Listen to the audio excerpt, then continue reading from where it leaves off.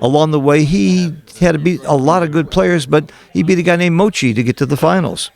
The other player, Peter Jess Thomsen, the youngest world champion ever in 1993, and he was in the finals in 1994. He won the Nordic Open several times. He won it this year. Everybody knows he's one of the best players in the world. He doesn't make it to a lot of tournaments, or you'd see him much higher on the Giants list. In this tournament, he had also a very tough draw. There's no such thing as an easy draw in a super jackpot. He beat Victor Ashkenazi. I had the honor of doing the commentary. It was one of the most exciting matches I've ever seen. They had 2 8 cubes. The computations that you have to do in order to know when to double and when to take those 8 cubes was unbelievable, and Peter got them right. And I talked to him afterwards, and Victor was very close and very good on him too. They were both incredible, and the kind of math that was involved to figure out the position and whether it was a double, whether it was a take, with the whole match on the line was pretty amazing. They did a great job. It's a 15-point match. I'm going to try to watch the comments as much as I can. So if you have a question or comment, I'm happy to see it. I'll try to acknowledge it and answer any questions you have. You can see that Mario is playing the white checkers on top, and Peter is playing the black checkers on the bottom. By the way, we did have some problem with the clock before. You will not see another stream match without a clock, and all of the matches on this channel on Stream 1 will have the XG feed from now on. On Stream 2, we won't have the XG feed. It's just too hard to do it, get the right transcribers. We have Aviv who's doing an incredible job keeping up with the transcription. So we will have that on Stream 1, but not on Stream 2.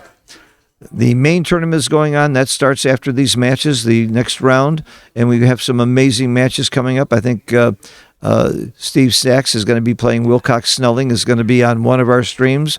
I'm not sure who's been selected for the other stream.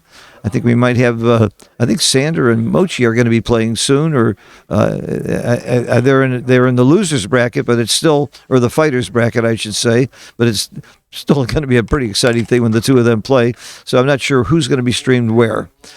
We've had nothing but really incredible matches last night. If you were watching between Justin Noel and Oliver Squire, we had an amazing match where they were both almost out of time and were playing super fast at the end, and they still played incredibly well. I think Oliver played under 3 PR. Justin was a little higher, but when you take into account the clock and the complicated games that they played, he played incredibly well, and nothing to be ashamed of.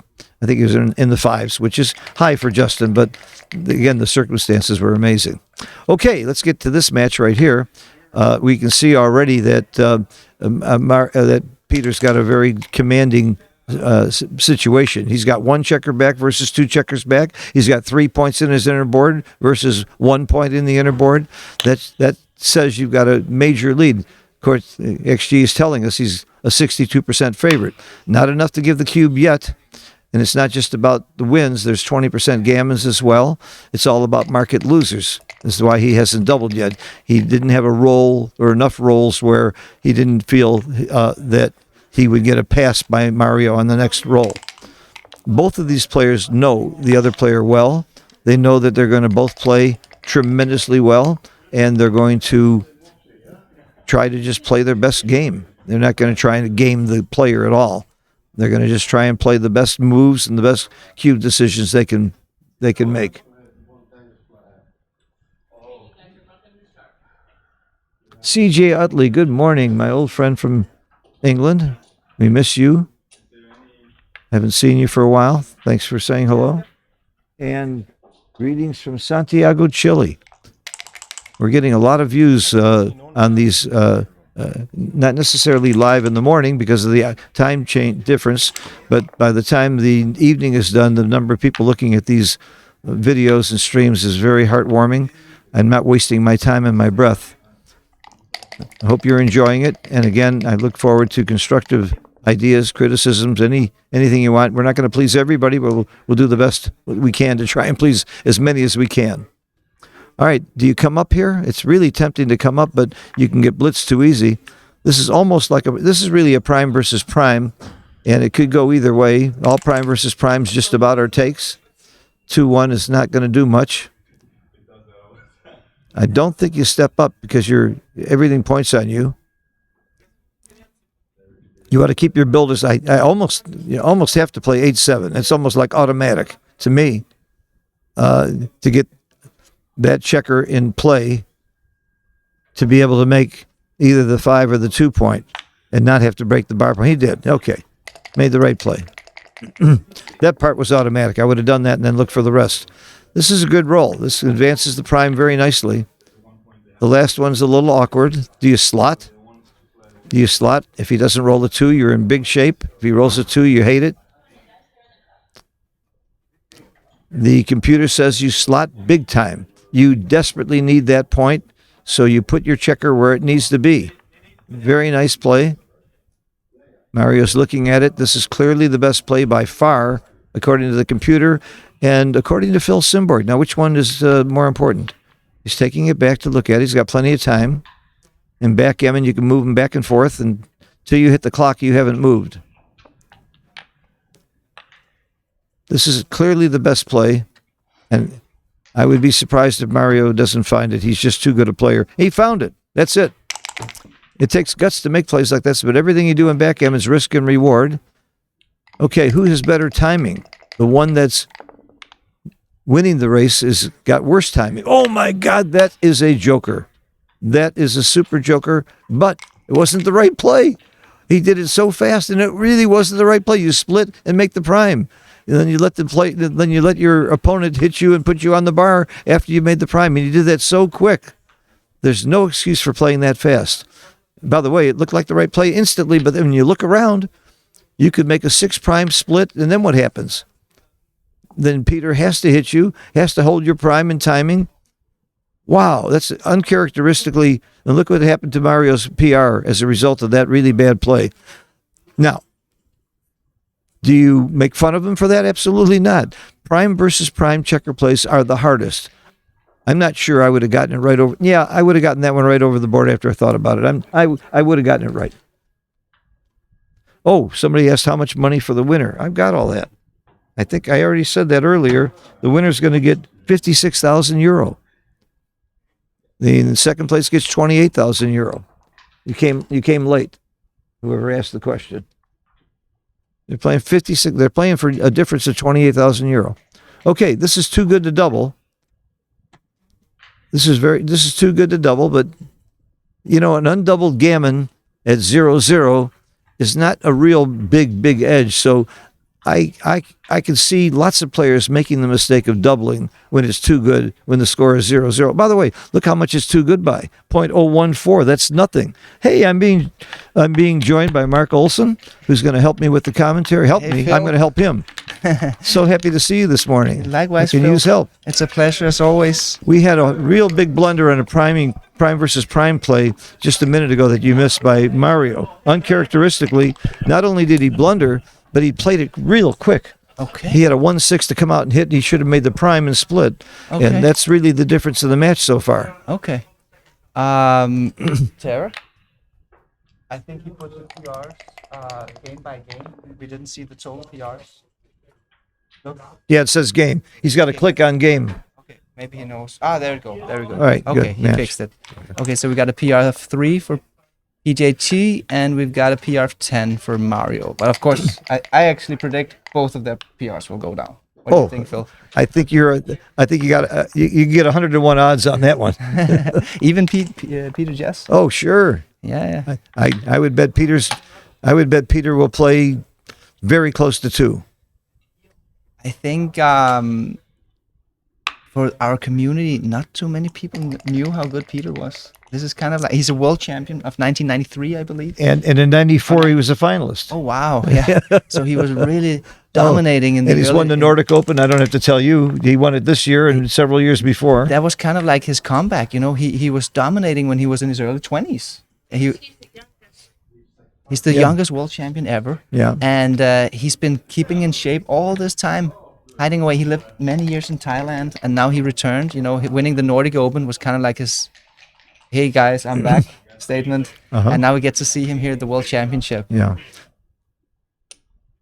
I've heard people say that they think he might be easily one of the best ever that played the game. I mean, there is an argument for it, you know. Uh-huh. But I think what's interesting now with all these great matches that he will have to compete against the likes of Sander, Mochi, Michi, you know, Victor, all these top players. Let's not forget Kazuki, who just played 2 matches under 1. David Wells and Dirk just played at 2. You're playing up in that level too. I mean, it's amazing. Yeah, there's a lot of good players these days. Yeah, and the differences are tiny in PR. Yeah, but there's differences over the board though.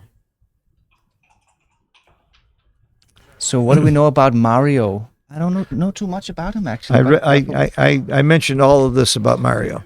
He's going to start playing in a lot more tournaments. He has been a money player. In the last year, he's really started concentrating on match play. That's a good role, by the way. He's a mathematical genius. Okay, interesting. And a tech guy. And a nice guy. Okay. I really enjoyed talking with him a couple times during this tournament. It seems for the few error rates that I've seen that he does know how to play. He seems like a very strong player, actually. Well, you don't beat Mochi by playing bad. Yeah.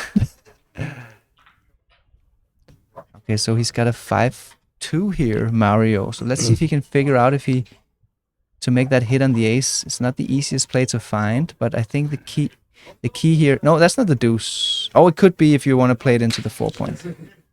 It could be, but if you hit on the ace, making the 11-point is better than sliding over to the 9 because a point is a point. You want to make points. But the key here is that Mario is way ahead in the race, which means that he favors racing and blitzing. And he has a stack on the 6-point, which makes the unstacking hit rather good, actually. And somebody in the chat said Peter played twice the entry. That's correct. He lost in the first round and bought back. Yes. He lost to Snelling? No. I don't know who he lost to. I did comment. Oh, he lost to Mochi. He lost to Mochi. Yeah. And came back to make the finals. Yes. Interesting cube decision here. Very small double. Yeah. Very small. He has a blitzing advantage and a racing advantage. So that's 2 out of 3 points. And he has threats. So according to chapter 3 in Masterclass, this should be a double. And great take. Easy take, I would say, from Peter. Mm-hmm. Yeah. I would have missed that cube, I have to tell you. Well, I think if you knew the pip count. I just didn't see enough market losers. I didn't think. Oh, really? He's on the point. Look at all the rolls that either hit in the outfield or make a point on the 2-point. Well, now we know why I'm sitting here instead of playing. Yeah, there was certainly a lot of market losing threats there. Okay. That's actually one of the crucial skills in terms of cube action, to identify threats. And sometimes one of the expressions that I like is, especially to like less experienced players, you want to become a threat detector. Because if you detect big threats, you should usually double. I like that because the threats are the things that are going to give you the biggest equity swings. Yeah. That's the ingredient for a good cube. Well, he's very happy he cubed now. He's in a very strong position. Don't you have to hit here? Of course. It's completely mandatory. You don't want to give your opponent a chance to make a double. Yeah. And if you're going to hit, I'm not sure that's the right 2. I'm even surprised he's thinking about it. Yeah, exactly. The 3 is the first you play, and then you think about the 2. I don't think that's the right 2 because you want more builders. Yeah, and you're right, Phil. Look at this, 8-3. But you gotta hit. I mean, anything else is just. First you hit, then you look. Yes. And if you did that, you wouldn't move that 2. It's a little bit surprising to me that he doesn't have that idea clear in his mind here. Because it's very, very clear to me that you gotta hit. And the major reason is if you don't hit, there he goes. There we go. But again, I didn't like the 2. No, small mistake. But it's okay. The idea was to hit. The deuce was a minor detail. But if he played it right, he'd have 2 builders instead of 1 direct builder. You're right. He would have covered it. And he would have covered. Yes. Monster difference.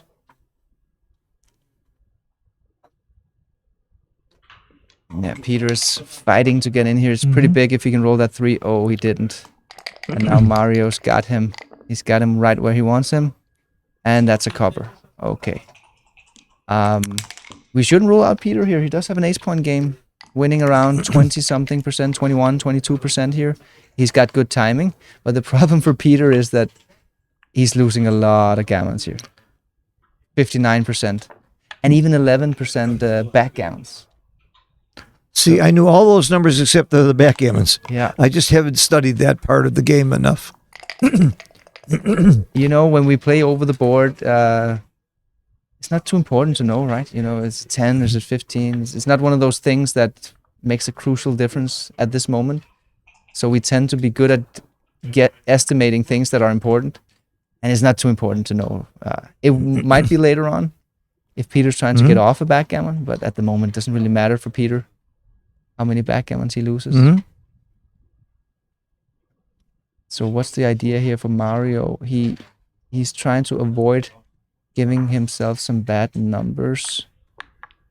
He wanna. The problem with it does look rather natural, that play. Yeah. Okay. Good. Double 4. Interesting. Does he just peel off 4 men here? Usually against the ace point game, you wanna clear from the rear, because the ace point game is quite good at generating shots. So you tend to play more safe. You might peel 4. You might peel 4 if your opponent had a worse board and if gammons were in question. That's right. That's right. I actually think the way to win a gammon here is just to not get hit. Yeah, right? You don't need to. You don't need to be that aggressive. You got a gammon if you don't leave a shot. Exactly. Double 5. It does give Mario a little bit of an awkward structure here with an odd number on the rear point. There are quite a few. Yeah, he needs a 2. A 2 or... He needs a 2. He needs a 2. He needs to roll a 2. There is the shot. And here we see the lasting equity of the ace point game. And Peter wants to roll that deuce. He didn't. Oh, isn't he supposed to play 24 to 19 here to kind of minimize gammons a little bit? I would play this one as well. But according to the 4-ply analysis, you could stay back with the third man. I wonder if you want to use that third man to maybe split somehow in the future. I don't know. I would have played Peter's play as well. I would too, because I want to get down to 2 checkers on the ace so I can do this. Exactly. We have this is the setup for the Kuhl Classique. So now Peter's going to stay back. He's going to risk losing the backgammon, but it's worth it, because if Mario rolls, well, he couldn't get off of that anyway. Oh yeah, that's right. So there's not even any question. Yeah, there wasn't a question. He stays back, and he hopes Mario rolls an ace, just not double aces, but any other ace. So that's 10 numbers. Will give Peter a double shot. Oh, there it is. Look, there it is. That's the Kuhl Classique. Now, if he hits, he's got a real good chance to win. Yes. So Peter's gonna. Is he gonna hit one of them? He did. And now he's gonna do everything in his power to try to fish for that second checker. That's the key to winning. He needs to get so that first second. you make a 6 prime, and then you leave blots and get the second checker. Yes. And then you're a favorite. You can't recube yet, but you're a favorite. Double 5. Okay, so I think Peter's gonna roll over the prime at least to the 3-point here. Yeah. And okay, he starts slotting before he has the 6 prime. That kind of goes against your advice, Phil. What do you think here? Well, with enough checkers in the outfield, you can do that, because if things go wrong and he gets out, you still have ways to get him. I think this is the way to go. Yeah. You can slot the prime from the rear. I definitely prefer making the 3-point here, and it seems the computer agrees. It's just that when you're rolling your prime, each pip you have to roll it forward. There's some risk involved. So whenever you can make that next point in front of your prime, you should usually do it. That's a nice play. Me too. He finds the best play, actually. Or is it like, or it's up there. It's one of the best plays, I think. Okay. Deuce. Now he's highly favored to make the prime, and he does. Is. Okay, he's not going to hit on the deuce point. Oh, yeah, with that one. He hits and makes the prime. Nice. Oh, yes. Good. This is exactly what he wanted, right? Exactly. Making that 6 prime. And he got hit. This is perfect. It's perfect. Perfect. Now he needs an ace. Yes. If I rolled a 5-6 here, I would hit. I think he should. I would have hit. I would hit there. Can he wait? Okay, he's actually correct, Peter. He's correct. I would have hit. Yeah. But it's a .015 error to hit. Yes. So I'm not upset about that. So I would have hit. Marius doesn't have any moves. He figures he had plenty of time to do this, but I never think I have plenty of time. Let's see if Peter. Now you slot the ace. If you roll a 5. If you roll a 5, you're going to slot the ace point. Absolutely. Or 2. I don't think he's going to make the deuce point here, even though I just said that you want to roll your prime forward and usually you want to just do that, but not here. He needs to get hit in order to win. If Peter doesn't hit that second checker, he's a huge underdog. But if he hits it, he becomes a favorite. So let's see if Peter succeeds. That's not a good roll. Mario doesn't want to hit. So that's the third chance Peter has to hitting that guy on the ace. Doesn't do it. 5. Yeah. It's a 5. Oh, yeah, that's the play. That's the play. Just getting those builders ready. Hit loose. Uh-huh. There he goes. There you go. This is a... For those of you're watching that aren't that familiar. I would have with brought the backgammon 2 in, which was right, because it gives you more flexibility to hit again or slot the ace. Slot the ace. There you go. Aha, You really want to get hit. Exactly. This is such a funny little edge case of the game where Peter is trying to not cover, so he gets hit, and thereby collecting or capturing that second piece. Oh, There it is. And Peter's happy that Mario rolls an ace rather than a deuce. Let's see the fourth time he tries. There it is. There it is. now if you're Mario, I was starting to feel depressed. Yeah. Here you are. You got him almost backgammoned, and now you're not a favorite anymore. That's right. That's depressing. Yes.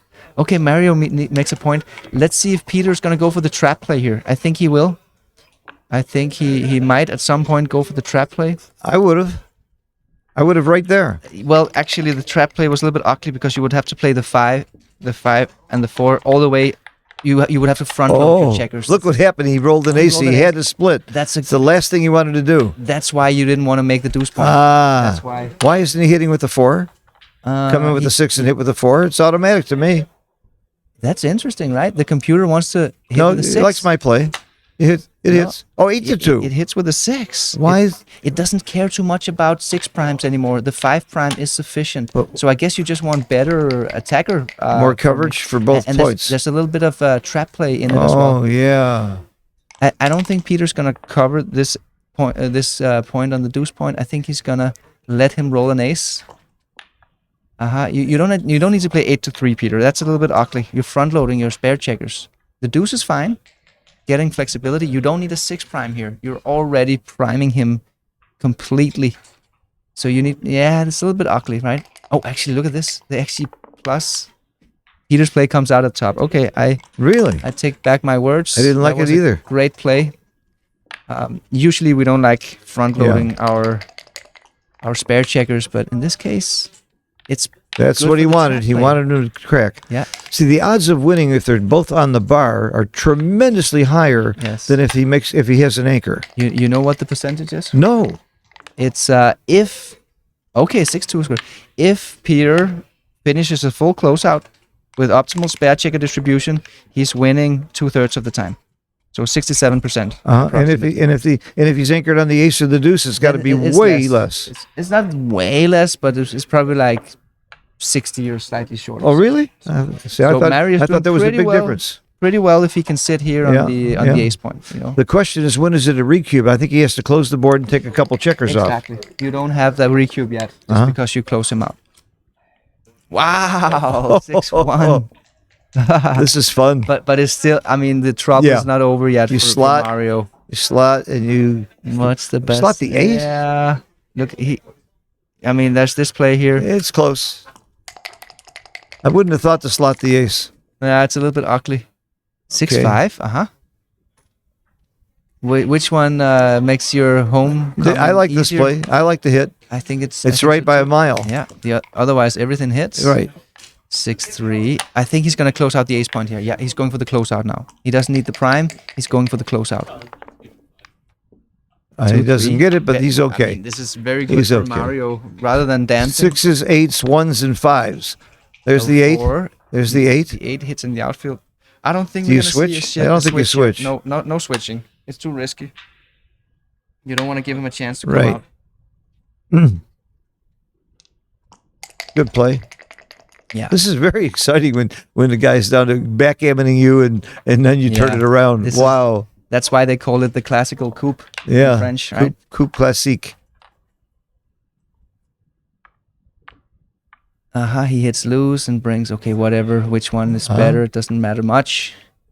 You just got to hit, that's the idea. I'm surprised. He's only a 64% favorite now. Yeah. That's surprising. I thought it would be higher. He's got to get to the closeout. And actually, Peter prefers to cover with an ace because then he will allow himself to get better checker distribution with the remaining spares. Mario fights two. back. Doesn't he know when to give up? I always say that to my opponents. Don't you know when to give up? It's a loose hit. That's there you another go. Good loose hit here. Yeah. No deuce. Sevens No and deuce. ones. Let's see. Seven. There's a seven. Seven. There it is. So now we see the percentages. Yeah. He really wanted to cover with the one, though. I think it matters some. That It does, You don't because- want that checker down on the 3-point. Exactly. It costs him around 1% or so. 1%. That you have this slightly awkwardly Yeah. placed spare checker here. Michi taught me that yesterday. Every pip is about 1%. Uh-huh. Oh, okay. So, I found out something interesting. Michi knows a lot about the game. All you guys who write books seem to know something. You're not just writing fiction. yeah, you got to study a lot to write a I've been book, pushing you know. your latest book for two reasons. Number one, you're here and I work for you. But number two, I read the book and I love it. I learned a lot. Good. Good. And from both of you. Uh-huh. Double 5, 1, 2, 3, 4. Okay. It's actually a little bit awkward. Look, Peter's Yeah, but it winning could chances be- went down here to 61%. If he dances, is it a cube? No, he didn't dance. No. If he'd have danced, it might have been a cube. This was a bad sequence for Peter. That's another poor That's roll. terrible. Yeah, That's a terrible He roll. does the right thing. He wants to keep it on the bar for as long as possible. Yeah. But it's a terrible roll. Mario is a huge favorite. Yes. It's basically, I mean, is he Yes. like a 90% favorite or something, maybe more? Wow. Yeah, take it off. Course. Peel. Yes. I like this not? play. 81% favorite for Mario here. Wow. That was a super What a unlucky- swing. It went from 67% to 10% in 3 rolls. Or 19%. Yeah, 19 in 3 rolls. In 3 rolls. God. Very unlucky sequence for Peter, and he couldn't do anything about it. He Yep. made the best plays, but Yes. and Mario just immediately enters with a 5. That's backgammon. The swings So are I unbelievable. wonder what Peter is thinking about here. I mean, even if Mario rolls an ace, is he gonna hit him? He might, but that's a decision. He doesn't need to hit him to win the race. That's the point. But he might be forced to. And Yeah. otherwise, if he rolls a 1, he, That's a proper backgammon decision for him right there. Yeah, Roll that yeah. ace. Now he doesn't get to think about it, but yeah. that now he has to start counting the raise. He has to like make this pip adjustment in these stack and straggler positions, which is very, very difficult. Yeah. I read all about that from Walter Trice, the stack and straggler. He really was brilliant Yeah, on he's how the one he who came up with some up with those formulas. pretty good formulas. Okay, so the PRs are starting to look really good. Yeah, 1.8 yeah. for Peter. And by the way, Mario's played incredibly well, except for that one big blunder that he played too quickly. Yes. If it wasn't for that blunder, there's a way to erase that and see how you would have played. He's playing under 2 as well, except for that one play. Now we have a stack and straggler situation. Uh-huh. They're trying to figure out what are the winning chances here. It seems that Peter is a small favorite. Somehow, did he just roll a double that we Yeah. missed? Oh, Yeah. I didn't notice it. It must have been what, a double 5? So here Peter is just trying to get a hold of the race. He's counting the race, but the problem is that it's so difficult to figure out the racing chances in these kinds of positions. We call them stack and straggler. Yeah. Because Peter has a stack and Mario is straggling to get home. And it's not just counting the pips, you have to kind of like make adjustments to figure out who's actually winning in this race. It's not actually straightforward to see who's the favorite here. But I think Peter just took his time and realized that he's... XG made it, it was clear it was a huge no double, but it's kind of a 50-50. it doesn't cost decision now. anything to think about it. He's got plenty of time on the clock. Yeah, no double. Mario needs a big roll here. If So- Mario rolls small, we might see a cube. Okay, So we have a clear 3 roll position versus what? If it's a 3 roll, it's a pass. Yeah, but Mario might get off in 2. Yep. Right? So Mario's better than a 3 roll here. So for that reason, it isn't a cube. It seems Peter is a 55% favorite. There is a lot of volatility here, Yeah. but 55% is not enough with 3 rolls to go. Yeah, So it's not especially if it's a recube. You need to be better to recube than to double. Yeah. And by not doubling, the other thing is he might be able to double them out next time if things go well. So not a double here. Mario, again, he wants a big roll here. If Mario rolls bad, it's going to be double. This is bad. Oh, This is that's going to be very double bad. pass. That is very, very This is bad. double pass. Yeah, he just lost 2 points there. Yes. That roll. Big pass. Yes. And I'm going to Terrible get you a 3-1. glass of water. You need water? I need some. Good. Thanks. Thanks a lot. Okay, so that was a swingy race here. We had Peter losing almost a backgammon, hitting with the Kuhl Classique, closing him out, becoming a 2/3 favorite. Then a terrible sequence gives the lead to Mario. Now all of a sudden Mario is a 80% favorite, and somehow Peter found a way to win this race anyway. So pretty exciting stuff, and the score is 2-1 to 15. 4-1. It's backgammon. So notice that Peter chooses to split here. He didn't elect for the slotting pay. I have seen Peter slot with 4-1 in the past, I think. But maybe he's favoring the split since he's up 1 point in the race. No water yet. No water yet. Oh, 3-1 from the bar. Uh-huh. Yeah, I don't mind that play. 2-1. Uh-huh. Yeah, that's not the right idea. You don't want to slot after making the deuce point here. The fact that Mario's got the deuce point, it limits his priming potential. The slot is a priming play. That's not the right idea. And Mario's up in the race as well, so if he got hit, he would be... That's not a good play. I read that in your book, Mochi's first chapter on priming versus blitzing, to know how to play those plays. Uh-huh. That's right in your new book. Exactly. So this was a blitz formation, right? Yeah, so you're supposed absolutely. to raise blitz. You're not supposed to You're slot not supposed for to the try and prime. Yeah. And that's actually very often the way it goes in the middle game. One player is ahead in the race, and he's trying to race and blitz. The other player who's behind in the race, he's trying to build a prime. Such a normal and common pattern in the game. Okay, Mario. 4-5, not the best, but immediately. Look how Peter fast he gets- made the right play. Yeah. And that's a gutsy play. But that's because Peter understands the strategies here. He understands the game plans. He knows he's the one priming. He must play pure. He must play efficient. So he doesn't even hesitate. And the Mario, main reason look that at play this. was right is there was nothing else. 6-1 for Mario. Yeah. I don't think. Was that correct to make the 7 point? He didn't even look at the splitting plays, trying to get out of this priming battle. Wait. Oh, blunder. Ooh. You should split. Now you're playing a priming battle. Like Peter needs to split those back. He even has a better home board. So That was even the if you first get hit, you're holding your prime.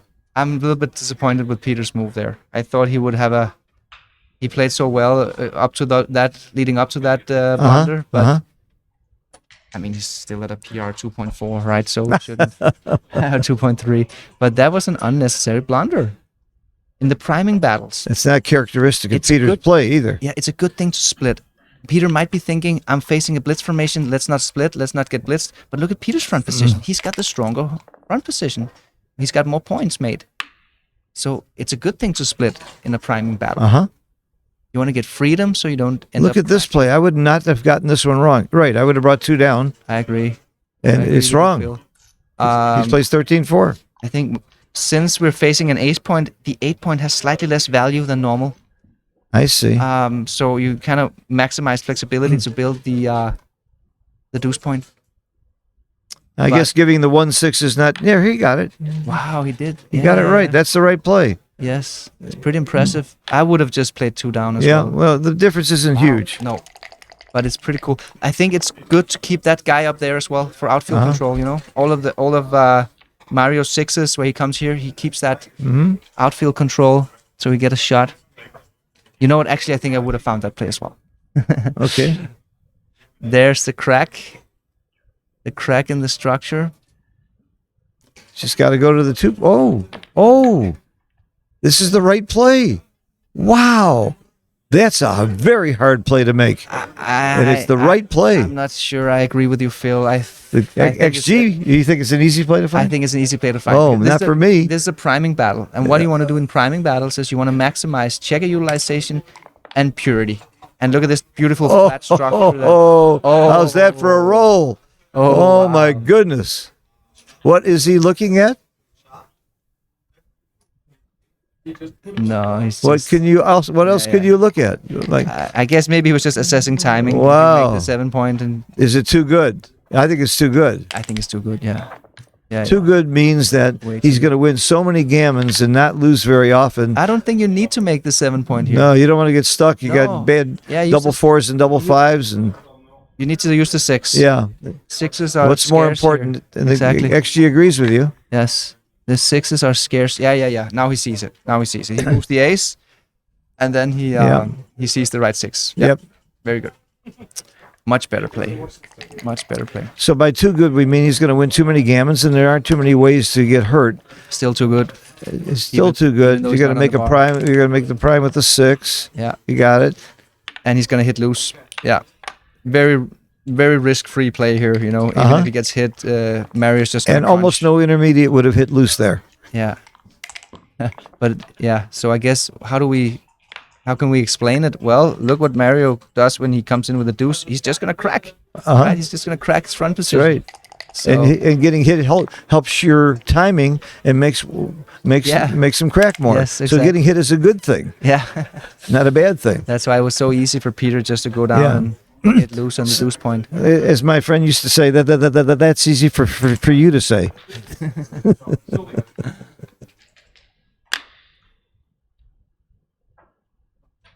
Okay. It doesn't really matter what Peter plays here. He's just basically bringing his checkers around the board and aiming for something like of a nice spare checker distribution over here. He might clear the 7 point out of turn if he gets a good dice roll to do so. I think you wait till you're a little bit closer with your other checkers, though. Yes, you do. Before you do that. You do. I agree. You need to be like one step away from bringing Yeah, these guys in. Then you might look And at you this also need, clearing play, early clearing play. So Now, for instance, if he rolls like a 3-2, I think the player should play something like this. even Bring 3-1. 2-1, he could even do it now. An argument for not doing it, I think, and that's what we're seeing here, is that Mario doesn't have any timing left, so he's gonna crunch. Therefore, look what Peter does. He's killing 6s. Yes, he's slowing Killing himself down. 6s. He's slowing himself down because he wants Mario to crunch first. That's why he put this checker here. The other reason you put it there is if you leave the checker on the 8 point and later you roll a 6, you have to go to the deuce. Look at this, And every look at checker you put on the deuce point is bad. He does it again. He's slowing his own clearing down by killing his 6s. Rolling a 6 is like rolling a 0. Yeah, so he gets to keep the prime longer and have Mario crunch.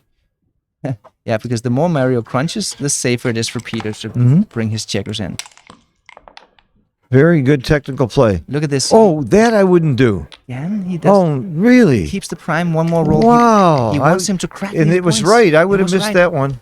He wants him to I've crack. always been told it's so good to bring the checkers into the high points. It was a beautiful roll to do that. But it's a timing play, right? Yeah, but look Because- what happened. Yeah, but he still has crunching numbers here, Mario. There's one of the crunching numbers. This is exactly what Peter was hoping for.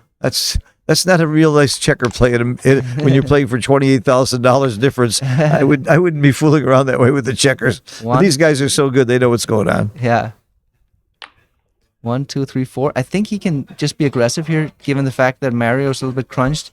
But he could also just clear from the rear. So the I would have cleared from the rear. computer wants to clear from the rear. I as would have well. cleared from the rear. Because look, actually, I'm not even sure he gets a faster bear off by bringing checkers off, because this is a fast bear off position. All the Yes. checkers are ready to be peeled off.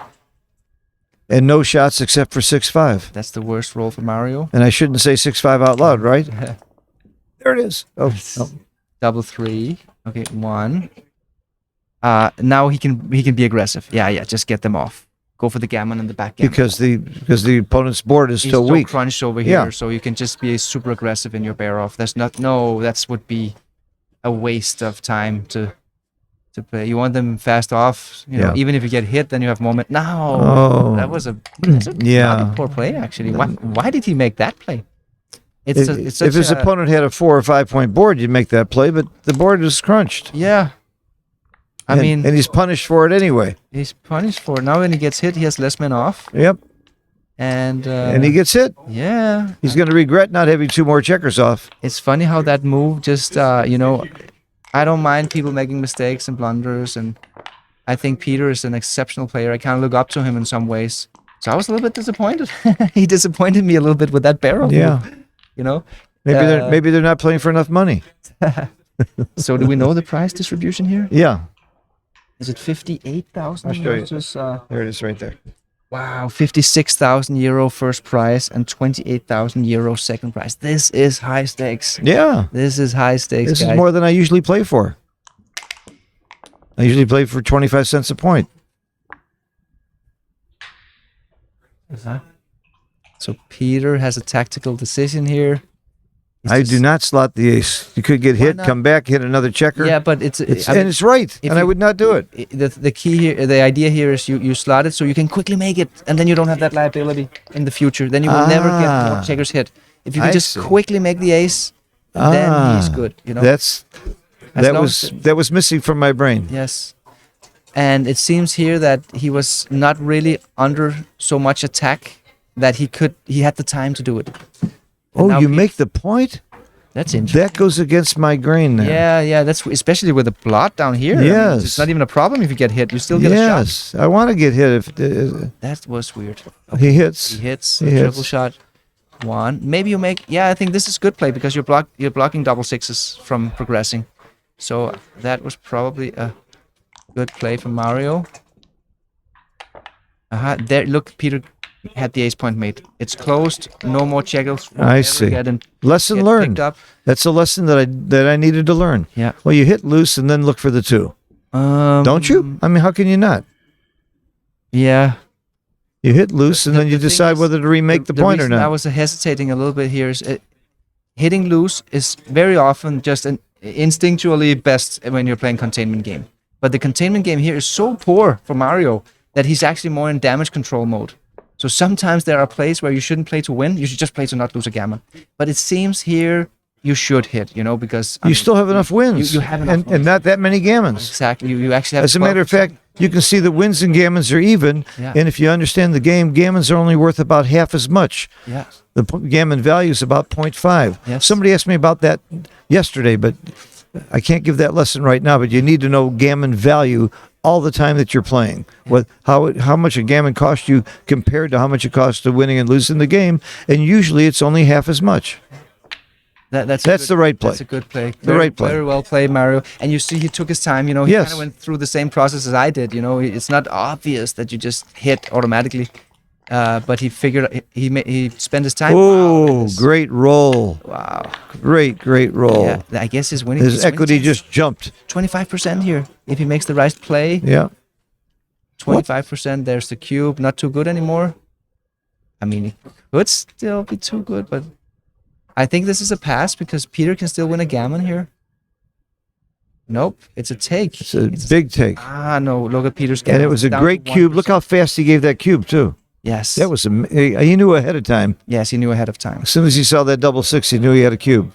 I think the hard choice here is on Mario because my quick one-ply evaluation here, it actually fooled me because I knew that the winning chances was around the 25% mark. But I thought Peter was winning a handful of gammons, and it just isn't. You know, look at the gammon rate, 1%. That's right. So if Mario can figure that out, then he can figure out that this is a take. By the way, that making the 1 point gained him an extra about 7% from what I recall. But because he made the play that you said was right. Yes. He's got 7% more winning chances than if that ace point was open. If the ace point is open, then you always have the risk of getting one more checkers trapped because the other guy can come in on your ace point and then you might expose yourself. But even if you don't have any more hitting, just with no contact in a race, the ace point open here cost him about 7%. I would take the under. I think it's crucial. 7%. Not that much. It seems a little bit too much. Well, when I use it, I would say 4 or 5%. Okay. It does cost him an extra roll oftentimes, right? When you're trying. It's an extra roll. But sometimes it does. Yeah, maybe. 7%. In a containment game, the rule of 4, you double when you have 4 fewer checkers off. If he has the ace point open, I double when I have 3 fewer checkers off, 5 fewer checkers off. It's one more checker. That's right. You're right. So it's a whole roll. You might be 7%. Yeah, it's a whole roll. But it's all because of the play that I would have missed of slotting that ace point. So it's good not just in. He wouldn't have a double here if that ace point was open. I think he might not have a double. He might not have a double. No. Yeah, it's that big a difference. Yeah. Huge.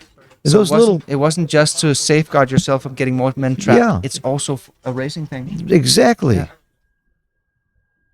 And I would have missed it. I'm not going to admit that anymore because I won't miss it anymore. Now I've learned my lesson. This is such a tough decision for Mario. I have learned more doing commentary than I have in years, and just this week. Okay, so that was a big take. Yeah, but such a tough decision. It's a First, tough you got to figure out the race. Then you got to figure out, okay, are there gammons here or not? And it's a stack and straggler. There are gaps. I mean, nobody has that as a reference position, is what you're saying. Exactly. Nobody has that. Tough. Actually he had 24.5% winning chance. But Yeah. I mean, how can you figure that out, right? That's it might right. be 21%. It That's might be right. 27%. So we've got the world champion in the room, Sandro Lylov. He's just famous for just walking in there and interrupting the players. And Yeah. I wonder what he's saying. Well, that's Sanders. Sander played without a clock the other day. Sander does what Sander wants. Yeah.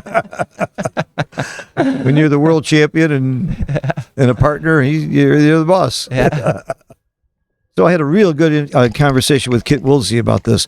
A very, very small mental error can make a huge PR error in the cube, much more so than in checker play. So when you see a big cube error, it isn't really necessarily a very big mental error at all. Yeah. Because cubes are difficult for humans, right? That's right. But we And can the throw you equity off. swing of a cube mistake is often so much bigger than the equity swing of a checker mistake. Yes. So you get that's why we do have separate PRs for cube and checker, and it's good to separate the two. I forgive my that's a students good if they played 3 PR worse on their cube than they do on their checkers. Yeah, it's a completely different game. Much fewer decisions and much more equity. Yes, huge. Swinging. And people say, what's more important, good checker play or good cube play? Well, in match play, it's both. I don't know how to separate the two. Yeah, exactly. It's both. You gotta have both. You're not In gonna, money play, I'll go with the cube being more important. That's where I see maybe in the most Chouettes, money lost. Maybe in Chouettes because you have Oh, other people Chouettes. playing your checkers most of the time. Right. But, In Chouettes, that's where you're going to make and win and lose money. Yeah. But in match play, they're both equally critical. yeah. All right, we have a prime versus prime again. Yeah, it's pretty cool. I love prime versus prime. It's the To best, me, that's the hardest checker play though to play. Yeah, for me as well. They're so volatile. They're so tactical. Well, you just missed it that when Mario made a monster blunder. I think it was a 0.3 blunder on a checker play in a prime versus prime, and he did it quickly. Is this a cube? This could be a cube. This could be a cube. So the timing looks pretty even, but this is a problem for Peter.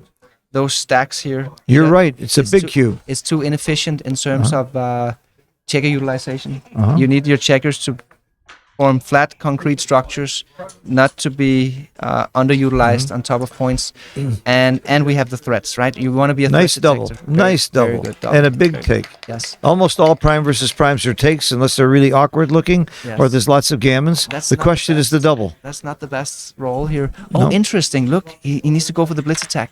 Very good. 14 men in the zone. What All a of sudden, great play! Mario had kind of like a timing disadvantage, so he goes for the blitz attack. That was a beautiful play. I'm not Very sure I would have done that at all. Very good play. You do it because of the blot too. Yes, it's a tempo hit. So you want to put him on the bar before he covers the blot here, and that gives you time to pick up that other blot. And I mean, if you have a more advanced priming formation, it's often a very good idea to switch it into a blitz attack. Now it's too late. Now Peter got the 5 prime, and it's going to be much harder for Mario to. Mario did the right thing, but Peter got lucky and made that 3-point. Peter That has was the big. timing advantage now. Does he slot? I mean, it's definitely in the realm of possibilities. Is it correct here, though? No, it's wrong. It's wrong by. It seems that here you don't want to slot because when he creeps up with an ace, you want to attack him. You don't want to be on the bar. I see. This one, no, again. Oh, sorry, that's Mario. Look, Mario is trying to play. Very nice play. Beautiful He play. needs to play pure and efficient. That's absolutely the right play. Maximize checker utilization in a priming battle. I'm impressed how fast he made this play too. Now Peter is considering doubling. Wow, they're so volatile, right? They swing back and forth these priming battles. Peter dances, which might not always be a bad thing, No. Wow, look at this. I mean, Peter's a favorite here. It takes an average of 6 rolls to get out from the 2-point there. 5.6 rolls to be accurate. 5.6? Yes. Okay. That's in the appendix of From Basics to Badass. I always remembered 6 because it's easier for me, but 5.6 is. Yeah. So in that case, he's favored to crack and not favored to get out. Yes. But, it happens in one roll if he rolls a 1-6. What are they talking about here? Peter's time is clock is ticking. He's touching the cube. He's trying to explain something here. So Peter's a favorite, but They may Mario be wins more talking to games. the transcriber. It could My be. guess is that's what they're doing. No? Okay. He's just, Hit the clock. I think Antoinette is right. He's decided. it's not an automatic forfeit of his turn. You know, he has a cube action. That's And, what and it's- there it is. I think he just lost his market actually. No, it's a big take. Big take. You know what, And then look Phil? how fast he dropped. Look, you know what, Phil? I would have dropped. It's the match score. It's the match score. I would have dropped. I'm being very honest here. That looked like a drop, but I wouldn't have done it that A fast. 2-point difference in the match score on a recube that swings the decision. This was a We saw small that. money pass. We This saw that did- yesterday. It was a monster decision that swings it. But- I had no idea that would matter that much in this long a match. Mario should have thought a little bit harder. Oh, on this one, yeah. you know? But I mean, again, Mario has such a tough cube action. I mean, 2 games in a row, he's been Yeah, challenged. but why not think a little longer about it? I These are agree. big decisions. It is. It's a 4 cube. But I mean, if he was already made up his mind that this is a big Yeah. pass, you know, nothing we could do or say to make him change his Yeah. mind. But I would For me, only it was make a just- decision that quickly if I hedged. That would be my argument for it. okay, 5-2. Mario is unable to split the back checkers. No, that's not. Okay, it's not too bad. Oh, it's not too bad. Okay, you don't really want to strip the midpoint. You don't really want to leave a 7 to hit. It's too many hitters. I guess there is a middling play where you do leave the 7s, but then you slot in here instead, so you get to keep the spare on the mid. This play wasn't bad, though. 0.08 wasn't bad. So now Peter is considering the double, and what makes Peter's position strong is the fact that he's winning the anchor war. Look at how the anchors are placed. It's just a tremendous timing and priming advantage that he has an advantage. And he has 3 Vinterboard points versus 2. He's got a good priming formation going on over here. And he's winning the hitting battle, too, with 3 Good 3 decision, versus by 2. the way, that he didn't double. Yeah. It was correct. Very good. He's playing accurate backgammon. Now we have another cube decision here, and there's gonna come. Yeah, this one was. This was easier. You know, you have the market losers, that the big doubles that run, the 4-2, the double 2 that comes here, and even all the bad numbers of Mario, where Peter just rolls something neutral and Mario rolls a double 4 or double 5 or double 6 or something, and completely destroys. Oh, I can his see timing. the double. I'm worried about whether I would get the take right. Yeah. It's a clear take, but I'm not sure I would take it. Do you see a path to winning this game? Oh yeah, sure. You roll a 3 and split right away. That's typically a tell that you should take it and fight, you know? If the path to winning is not too hard to visualize, usually you should just take it and I fight. call it the light at the end of the tunnel. Do I see a Yeah, do I see a light? And I think we both see some light here for Mario, right? He can If he can roll a 3 soon. split. Yeah. Or even like, okay, he rolls a 1, then he rolls another 1, then he plays a 23-point game. Maybe Peter rolls something weird where he can't really get these guys free. Maybe Peter runs with one of them. Mario attacks and traps him behind a 5'. You know, there are many ways for Mario to win. Okay, here. see, for me, it's easier to see the double because I can count market losers Yes. easier than I can count the path. That's right. That's the I think the take doubling decision is harder. The take decisions are always Yeah. harder. I See, the completely doubling agree. decision, you need to be within a range. To take, you have to be either right or wrong. Yes. You're either over or under the take point. I think the key is with the doubling decisions, you can identify threats. That's like something visual. You can cling on to. That's a threat. That's a trigger. I want to double. But on the take pass side, it's like figuring out which sugar cube weighs more. You know, they look identical, but which one has Yes. more mass in So it. you agree with me? It's harder to decide in many positions whether to take than it is whether to double. 100%. Well, we know Woolsey's law says you double if he's not sure. So Yeah. all you have to do is be not sure about the take to have the cube.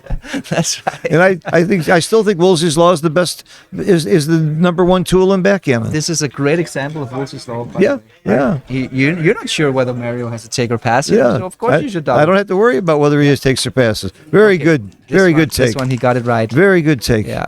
After a little bit of uphill battle. Well with done. Those, take passes. And there's a path. Yeah. That 3 doesn't look as good anymore. Deuces. That's pretty good. Well, that's a good blocking number. That's good. I mean, the take just got much stronger. We're running here. I think we're running. We're running. Ooh, you're running? I think so. I'm scared to death. I might be slotting. Wait a minute. This is a big decision. Here we gotta think. You know. Yeah. Okay. So my intuition was right, but again, if I was there over the board, I would not play it fast. This is a crucial decision. Yes. There's always risk. This is a big play. But your gut reaction was right by a mile. Because it's a destructive play. All other moves, were destructive. We're not going to slot. We're already winning the priming Yeah, battle. slot is very bad play. Yeah, yes. Very bad play. You don't want to risk getting a third man behind a 5 prime and all Okay. that stuff. The key here is the lack of attacking potential here for Mario. He doesn't have. I mean, when Peter's running, it's not that easy for Mario to point on him. Yeah. You know. The 3s and 5s all leave blots in the outfield and lose points. Another Yeah. feature here is the fact that Peter's actually improving his priming by making the 10-point. Oh, yeah, blocking it's the part of a 3-6 prime. It's part of the prime, which means it's structure. You can create structure here. I think that's actually my first, my gut instinct. That's like, wow, we can create structure in our prime rather than make a Right, destructive this is play. a great lesson, and you spelled it out perfectly. You have a gut reaction, then take your time and make Yes. sure, see if it's right. And Peter did exactly that. Yeah, Right? He very probably good. went through somewhat of a similar process here. This is not a good roll. Are we gonna see the ultra pure play here? He might be tempted to make the ultra pure play. This one, you know, the ultra pure double slot. Wow. Because if he doesn't, he's basically resigning. You know, making the deuce point is Yeah, it it's turns out to be wrong because of the gammons, though. yeah, exactly. Too many gammons. Double match point, the pure play is correct. Yeah, wow. But in a In double match point, I'm not even sure I'd find that play. but when gammons are into the mix, Yeah. it's too big. But I hope he looks. Yeah, he looks at it. You He's know? looking. He's looking at it. It is the best way to win the game. And by the way, when you're losing 5-1, that may have it make you be a little bit more more inclined to work for the win. That's right. That's right.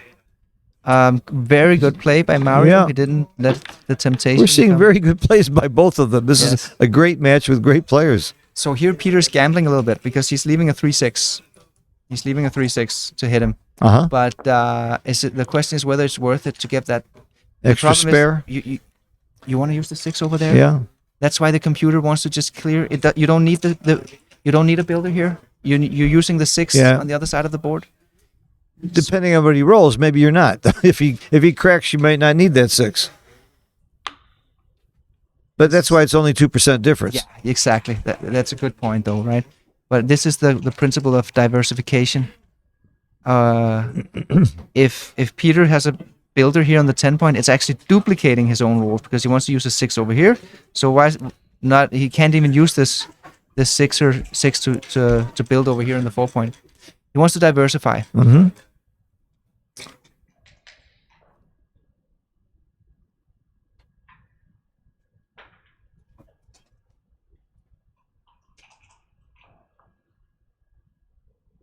Okay, he's taking his time, you know.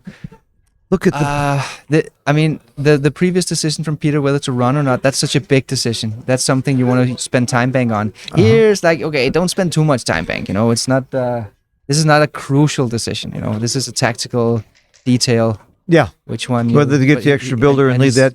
he spent that more than one a minute of joker. his time bank, you know, coming up on 2 minutes of his time bank on this particular move. Would you know over the board that the decision wasn't that big a difference? I think so because Okay. it's kind of like, okay, if we play the flexible move, this one, yeah, it's more flexible, but we're diversifying. We're duplicating our own 6s and we're leaving a 3-6. And okay, let's play safe. We don't have quite the flexibility, but it's safe. So I mean, it's And he found the right play. Sorry? He found the right play. Found the right play. He found the right play.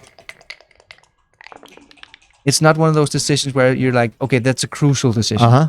Uh-huh. That's a pretty good roll here. The blitz to escape idea from Mario. Mario could even win the priming battle now. Wow, Mario is in this game. He's almost 50-50. 3-5 and 3-6 would be pretty nice. Yeah, he wants to. Oh, that's not good. He really wanted to roll small here. I don't think he should make the 3. What about slotting? Oh, this is tough. He could make the 3-point, but I want to block his 6s here. I want to slot. And then play 8-4. Oh yes, look at this. It's a clear play. It's a clear. No.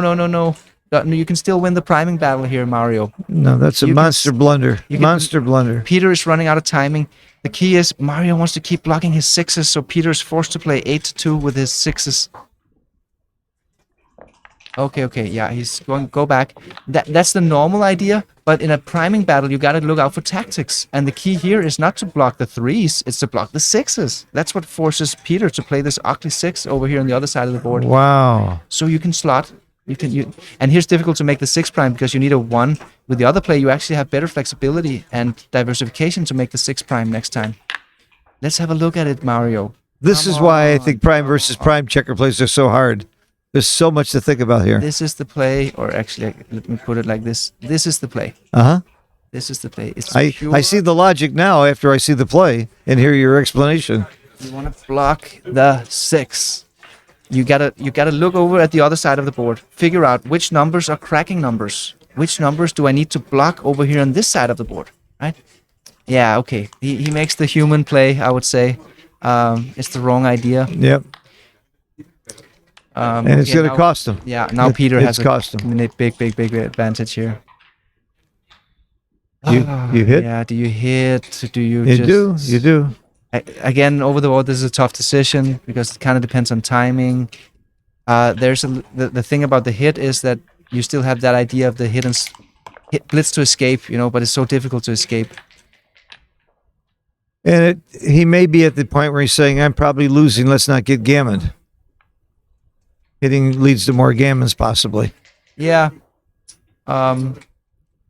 Knowing when to give up is a very hard thing in backgammon. Yeah. When to just give up and say, I don't want to get gammoned. He's not necessarily giving up here. He's just trying to win the game with priming rather than blitzing, Yeah.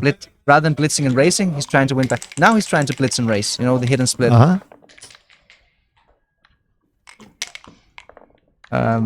But again... Ooh, big roll. Double hit. Hit 2. You got to play pure here. Hit 2, Yeah. sure. Peter knows it. Sure. Purity is more important than flexibility here. But Mario's not dead. Structure. Peter's got to roll a 6. This is a very strong position for Peter. Wow. Now Peter has a decision here. Do we swap and just blitz him? Yeah, we do. Of course we do. Yes, of course. You have all the time in the world to roll a 6 here. You win so many gammons. There it is. No, that's the wrong guy. Oh, that was Mario. I'm sorry. 4-2, okay. Okay. Peter's playing really, really well in this game. 1.7 so far. PR. I think Mario has played quite well as well, but Mario has been... He had two major blunders. Yeah, that's the tough He part. had a couple of cube errors too, but look at this. He's playing under 5 with 3 major blunders that we saw.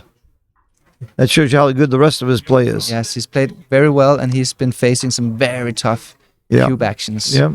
That's why his PR is slightly higher than maybe he deserves. But yeah, Peter seems to be switched on.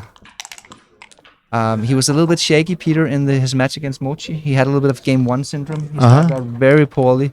I wish you'd have seen him. I wish you'd have seen him in the cube action against Victor. I did the commentary. They were some of the most complicated 8 cubes I've ever seen, and he got them both right.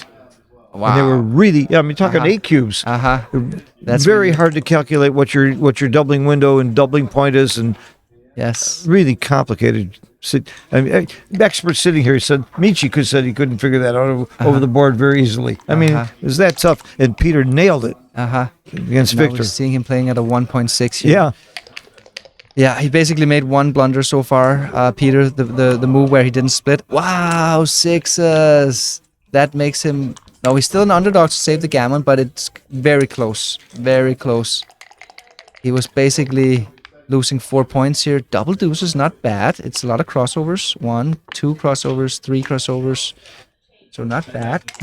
Didn't change a whole lot. Or 2. Mario runs to roll something big. Still 50% gammons. Yes. This helps. This is good. This is very good, actually. Do you bring it in or cross? I don't think we want to waste any pips here. So and you're right. You're right. You don't want to waste any pips. Yeah, so just play... Bringing it in, waste 1 pip. Exactly. And 1 pip could be the whole difference of the match.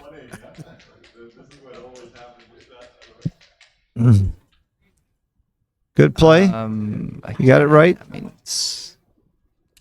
the gammon is down to 42% here. Oh, wow. Now he needs double 5 or double 6. 94%, 94.5%. Yep. There it is. The gammon. That was a big roll for Peter. That was huge. He's up 9-1. This is huge. Huge. At 9-1, Super probably high stakes. Probably close to close to 10%, 90%, I think. 80, 90%. Wow. You take a break. Still no water. Still Wish I no could water. get bottled. Yeah, he's not even there. I get bottled water or coffee. I need to keep my throat liquid, or else by the end of the day I'm gone. Let's see if we can get some. Thank you for coming. This is great to have you here. Yeah, no, it's Very good. My Now, pleasure. why don't you use this? By the way, we're streaming. I want to ask you a question. I had 2 people email me. They're having problems with Galaxy. Yes. Everybody I know plays Galaxy, and they got a problem right now. What's going on? Yes, I can. What's tell going this on? is a perfect time to say Yes. what's going on. So yesterday we launched the new version to Backgammon Talking Galaxy. to the mic. Yes, yesterday we launched the new version of Backgammon Galaxy, and what happens is, because you're relaunching a completely new app to the URL backgammongalaxy.com, it takes time for some internet IP addresses to be able to connect. Sometimes it happens immediately, sometimes it can take even up to 72 hours, and there's just nothing we can do about it. It's an internet thing. So hopefully now, we already had like almost as many matches yesterday on the new version as we usually have on the old version. So it seems that people are adopting it well. We do have a little bit of complaints on Facebook because of course there was a lot of people who loved the old version. But this is a business decision we had to make. We want to. It's kind of like when Apple changed the chargers. Okay. The new version has so many new features. We don't want to hold it back no more. Now it's time to let the new version. So the fly. answer is be patient. If you can't get in, keep trying. You'll get in soon. Yes, that's the answer. And it's not Galaxy's fault. It's the internet's fault. It's the internet's fault. Blame the internet. It's this thing called DNS. Blame Tesla. He's the guy that started all this problem. So yeah. Okay. If you Thanks. guys have any questions, you can let us send the questions in the YouTube stream. Yeah, I have never asked a question to Galaxy where I didn't get an answer back very quickly. The customer service is fantastic. Yeah, and I think it's just because we're part of the community. We're not some weird entity. Yeah, sitting it's because I'm talking to Wilson. I'm talking to you. Yeah. I know the people, and you're nice people. You care. Yeah. You can even just text us on Messenger. Galaxy, I think the combination of Galaxy with XG's interface in there, it's just the best thing that's happened to online backgammon. Yeah. By the way, backgammon grew tremendously during COVID, I think because of Galaxy. I think Galaxy did it. I think so too. Congratulations on what you did there. We have a lot of guys coming here at the World Championship saying, well, we started playing on Galaxy. That's and right. Now we're here. That's right. That's well, amazing. We had 2 guys. Here we have the ad, by the way, for the new version. You can see we got new board colors. We got all these cool board colors. That you can use. We've got the legendary avatars. Here you see Mochi. So you can actually get to play Mochi. And because of the new matching system, it actually allows for these advanced players, not necessarily grandmasters, to play against Mochis, the likes of Mochis, Sander. Can you pick your opponent? Can I play with a friend? You can play with a friend, yes, and you don't have to find him in the lobby. You can just send him a 4-digit code, and the match starts immediately. Oh, that's amazing! I didn't know that. Yeah. I'll be doing that a lot more. You should try it out. So Well, I do it with my students. My students and I meet on Galaxy all the time, and we talk about it. We play on casual speed, and we talk about the plays on the phone or on Zoom while we're playing on Galaxy. This should make it even easier for you guys. You just create the game as a private game, send him the code, and you don't have to find each other in the Wonderful. lobby. What was missing in the new version was the web application. That's what we have now. So now the new version is a unified server with mobile and web. It's the same account. So you can play on the web, and you can just go to bed or go to the bathroom and review the match on your phone. So we've got the improved analysis module with the. Well, I must tell you, I don't review the match on my phone. I always download it to my computer because I really want to run it, in a deeper level. But I review every match. You know what you can do now, Phil? Oh.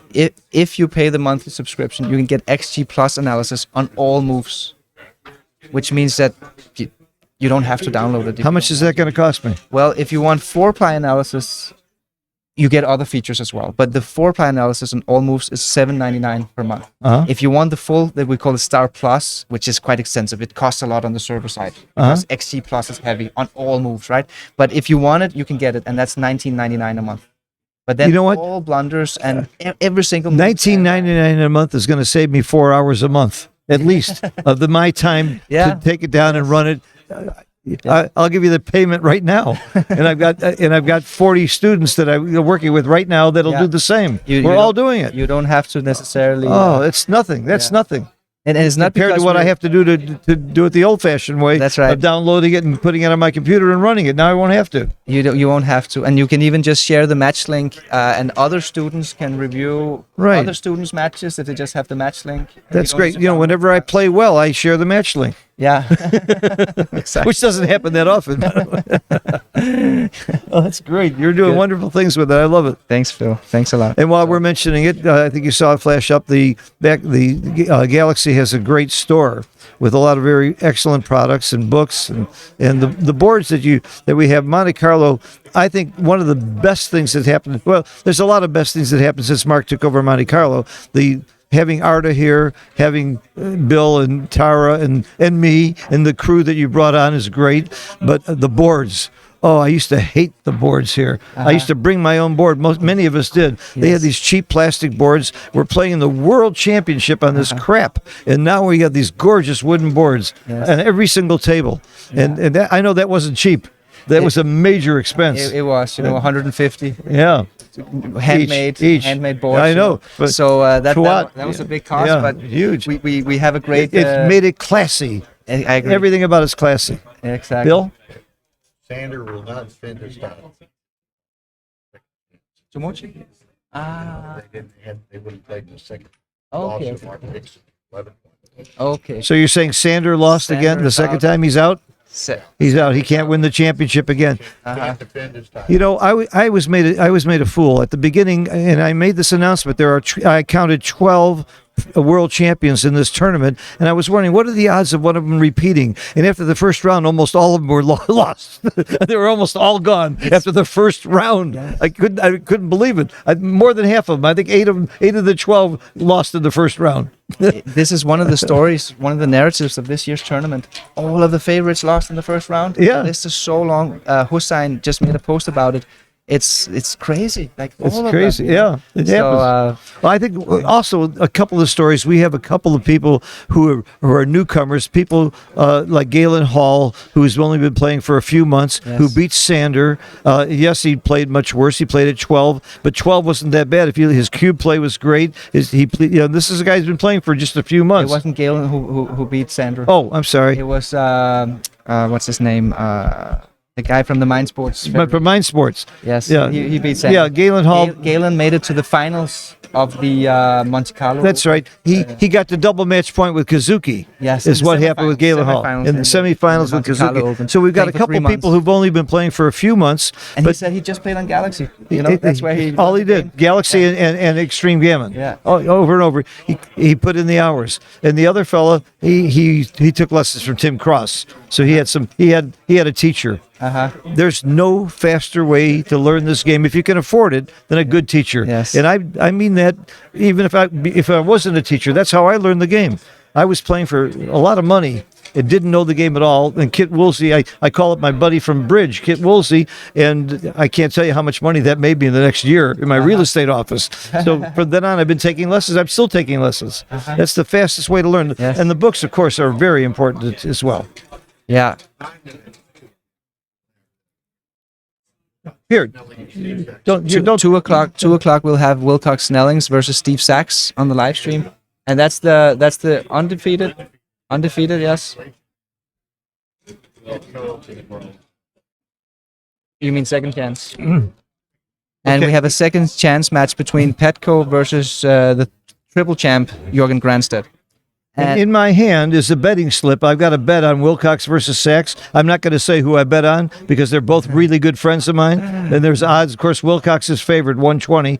But you can go online on Martin Holmes' website. What's it called again? Clubgourmet.dk. Yeah. Clubgourmet.dk. And when you go online, it's going to tell you, don't go to the site. It's dangerous. Ignore all that stuff. It's not dangerous. Go to the site. You can bet on Steve Sachs and Wilcox Snelling, too. You can bet on any of these matches. Yeah. You can bet on who's going to win the champion. He's changing the odds all the time. It's really fun. I don't have a huge bet here, but at least it's fun. If I win, I'm going to show this to everybody. If I lose, I just throw it away. What else? Oh yeah, we've got the new website BackgammonWorldChampionship.com, and there I think maybe already, I don't know if they finished it, but they're gonna put up the live brackets onto the official website. Yeah, so you can there's find been some the live problems brackets on the website. I was telling everybody to go to Draw Boss, BGWC.com, and I wasn't finding the brackets. No, you go to the official website, BackgammonWorldChampionship.com, and there you have a link to the brackets. Okay. That's the better. You sent way me to the link, and I navigate put it on Facebook. Yeah. But I'm going to stop telling people to go to Drawboss. Just tell them to go to Backgammon World Championship. Backgammon World Championship There they will website. find the brackets. Yeah. And And it's- another thing we're going to try to do is we're going to try to make news updates with blogs. So we have this new blog page. Uh-huh. So with the team here, we can make blog posts. Like for instance, Snelling's just won against this guy, or this guy. This Sure. You know, making stories. Cece's got a good blog going too. on Cece's Facebook. making the vlog. You know, that's a video log. Yeah, yeah. So it's he's great. making the video log for YouTube. And Michi and Mochi both have YouTube channels. I have a YouTube channel. And of course, Galaxy has one. I've learned a lot. I keep talking about Gammon Go Light at 2-away, 3-away. I learned that from you. Oh, yeah, you And like I love that that. I expression? love that. Yes. It's changed my cube action. Oh, really? It's actually changed my cube action. And the same with 4-away, 3-away. You know, I know it's not exactly the same, but I just like for the sake of simplicity, I lump them together. You know. By the 4-way, way, 3-away, here's a new one you 3-away, may not 2-away. have heard. I learned this from Dirk while I was doing commentary in Istanbul. At 3-away, 3-away, you ask yourself, is this a double for money? If the answer is yes, you double. If the answer is no, you still double if you think it's not a blunder. Uh-huh. At 3-away, 3-away. Uh-huh. If it's not a blunder for money, it's probably a double at 3-away, 3-away. I didn't know that. It makes it easier. Yes. It's a great concept. And if All right, it's- we're starting. If it might be just a small take for money, now it's going to be a pass. At Right, 3-away, 3-away. right. I mean, these are tricks and that are going to make you a much better player without a whole lot of brain damage. Yeah. I mean, I don't have to estimate wins and gammons and market losers. I got a trick, Yeah. and I need that. Okay, so Peter is trying to figure out what's the best opening reply here with the 3-2, and it is a little. He knows that there's something weird here. Look, he's gonna find it. It's this. No, he didn't. He couldn't figure it out. No. It's a little bit tricky because this is one of those variations where you have to split with a deuce and bring the down to the 10. But it's an exotic opening reply, you know, and Peter didn't remember it, so he just. Is made the a opening small- reply different when you're winning 9-1 than when you're losing 9-1? You are more prone to split your back checkers to get an established and an advanced anchor as fast as possible. Okay. But not too much, because in the opening reply, you're very much reacting to how your opponent opened. Uh-huh. I would say in the opening roll, yes, of course, you're more prone to splitting rather than taking 2 down. Okay. I'm playing Gammon Go and Gammon Save at the score. Is that wrong? No, that's pretty good. Okay. Or maybe you should say Gammon Go Light instead. Ah, I got because it. just Yeah. that 4-away, 2-away is just so extreme that it's like nothing comes close. Yeah. And But and more- 1-away, 2-away Crawford is the pure Gammon Go and Gammon Save. That's the same, yeah. yeah. But so everything else is Gammon Go Light. Yeah. Okay. I love that term. It really helps me. Yeah. It helps me judge my checker plays and my cube action. But for sure, there's a dramatic change in their cube action strategy at this point. Uh-huh. 6-away, 14-away. So Uh-huh. Peter, we're going to see Peter be much more conservative with the cube, much more careful with doubling and taking. And we're going to see Mario being really aggressive in gammonish positions. And this is a gammonish position because this is a priming battle. Yes. It's not the kind of positions Peter want to get into. You know, Peter wants to get into gammon-less positions. I hear you. I think there could easily be a double because of the score. Yeah, exactly. I think It's gonna be- Mario might be thinking it's about it gonna be a depending on the double roll next here. time, Yeah. If I were Mario, I would be thinking about the cube. 2 down. This is a Losing 9-1, I'm shipping. Me too. I think so. I think he can double here. I think this is a cube. Let's see what XG says. I think it's going to be a big I think take. it's a big take, And, but I'm shipping. I mean, it could even be a blunder not to double because of there's a little bit of. I mean, look, imagine this roll here, right? how epic that would be. Yeah. How How about double fives? And it is. Yes, Big double, big take. Look, exactly. Look how big of a mistake it is not to double. It's Yes. the volatility. Yes. Even a roll like 4-1 that just double hits. You know, then you start a blitz attack. You pick up that other guy. Do you can double win hit the with gammon. 6-1? I think Yes, so. yes, you do. I think because so. Look at the pip count. Mario is leading in the race. He's more advanced, Uh-huh. and thereby Mario is at a timing disadvantage in a priming game, but he's in a blitzing advantage. I hear you. So 6-1 should probably be used to go for the blitz attack. Art, are you standing there because you just heard me say what a great thing that we've done by bringing you in? I'm serious. You just missed it.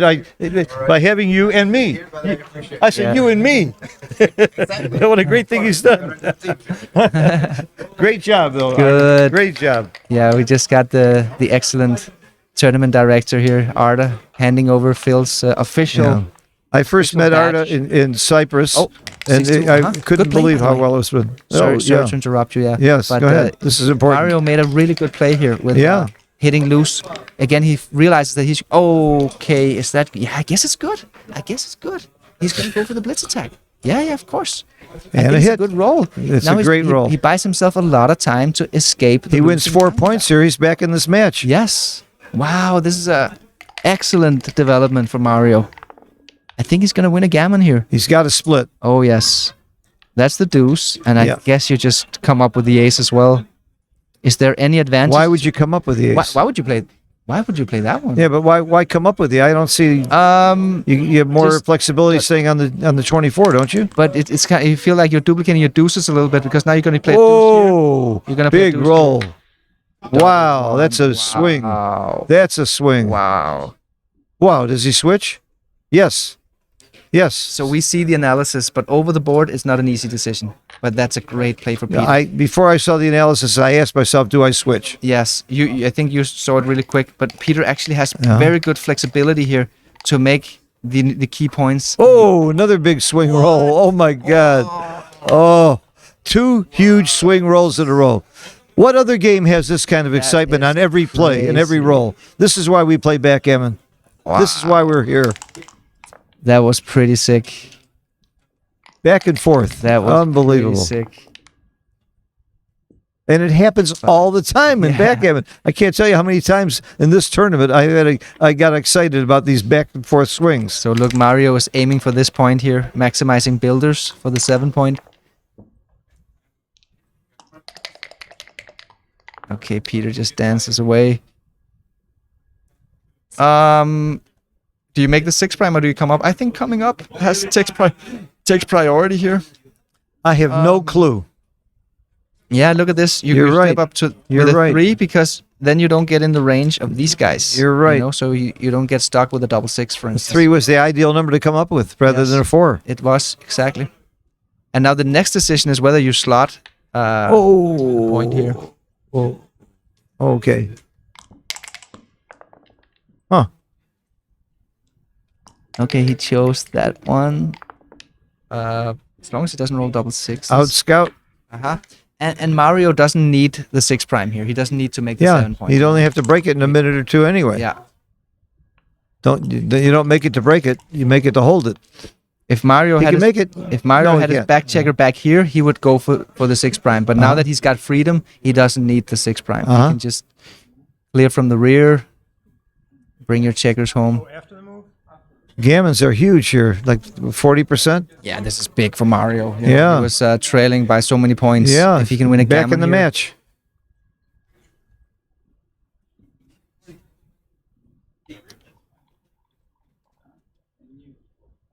Just go to the staff room to find something, please. If they don't have water, do Thank you want you. something else? Anything. I just need something for my throat. Thank you. Thank you. We lost Marco here now. I can talk about him without me hearing him, but what a great guy to work with. Just a super guy as well as a great backgammon player. And his staff is, I've seen lots of staffs at backgammon tournaments. Everybody here we're all friends. We all love each other. That's why we get along well, and everything runs so smoothly. This is my 3rd tournament where I've worked together with the Galaxy staff. It's really a pleasure. He would like to come in quickly, reduce the gammons by moving his checkers forward. Dancing is not smart. And these are smart guys. Why the heck would they dance? I wouldn't dance here. I would come in. Peter, you're better than this. You need an ace. Plus, you can threaten those outside checkers with indirects. So this is really not good. Every roll is more gammons and fewer chances to get a shot before he gets them all in.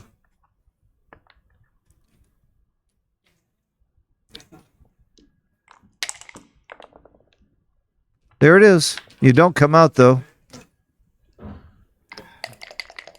Clearly the right play. 4 in and to the deuce. Most flexibility.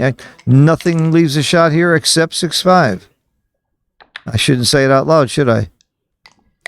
6-5 is the only number that everybody's thinking here.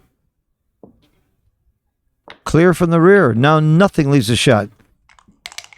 No shots. And he doesn't need to take checkers off too aggressively because as long as he doesn't leave a shot, he's got a pretty good shot at the gammon. He's got 50% gammons here, according to XG.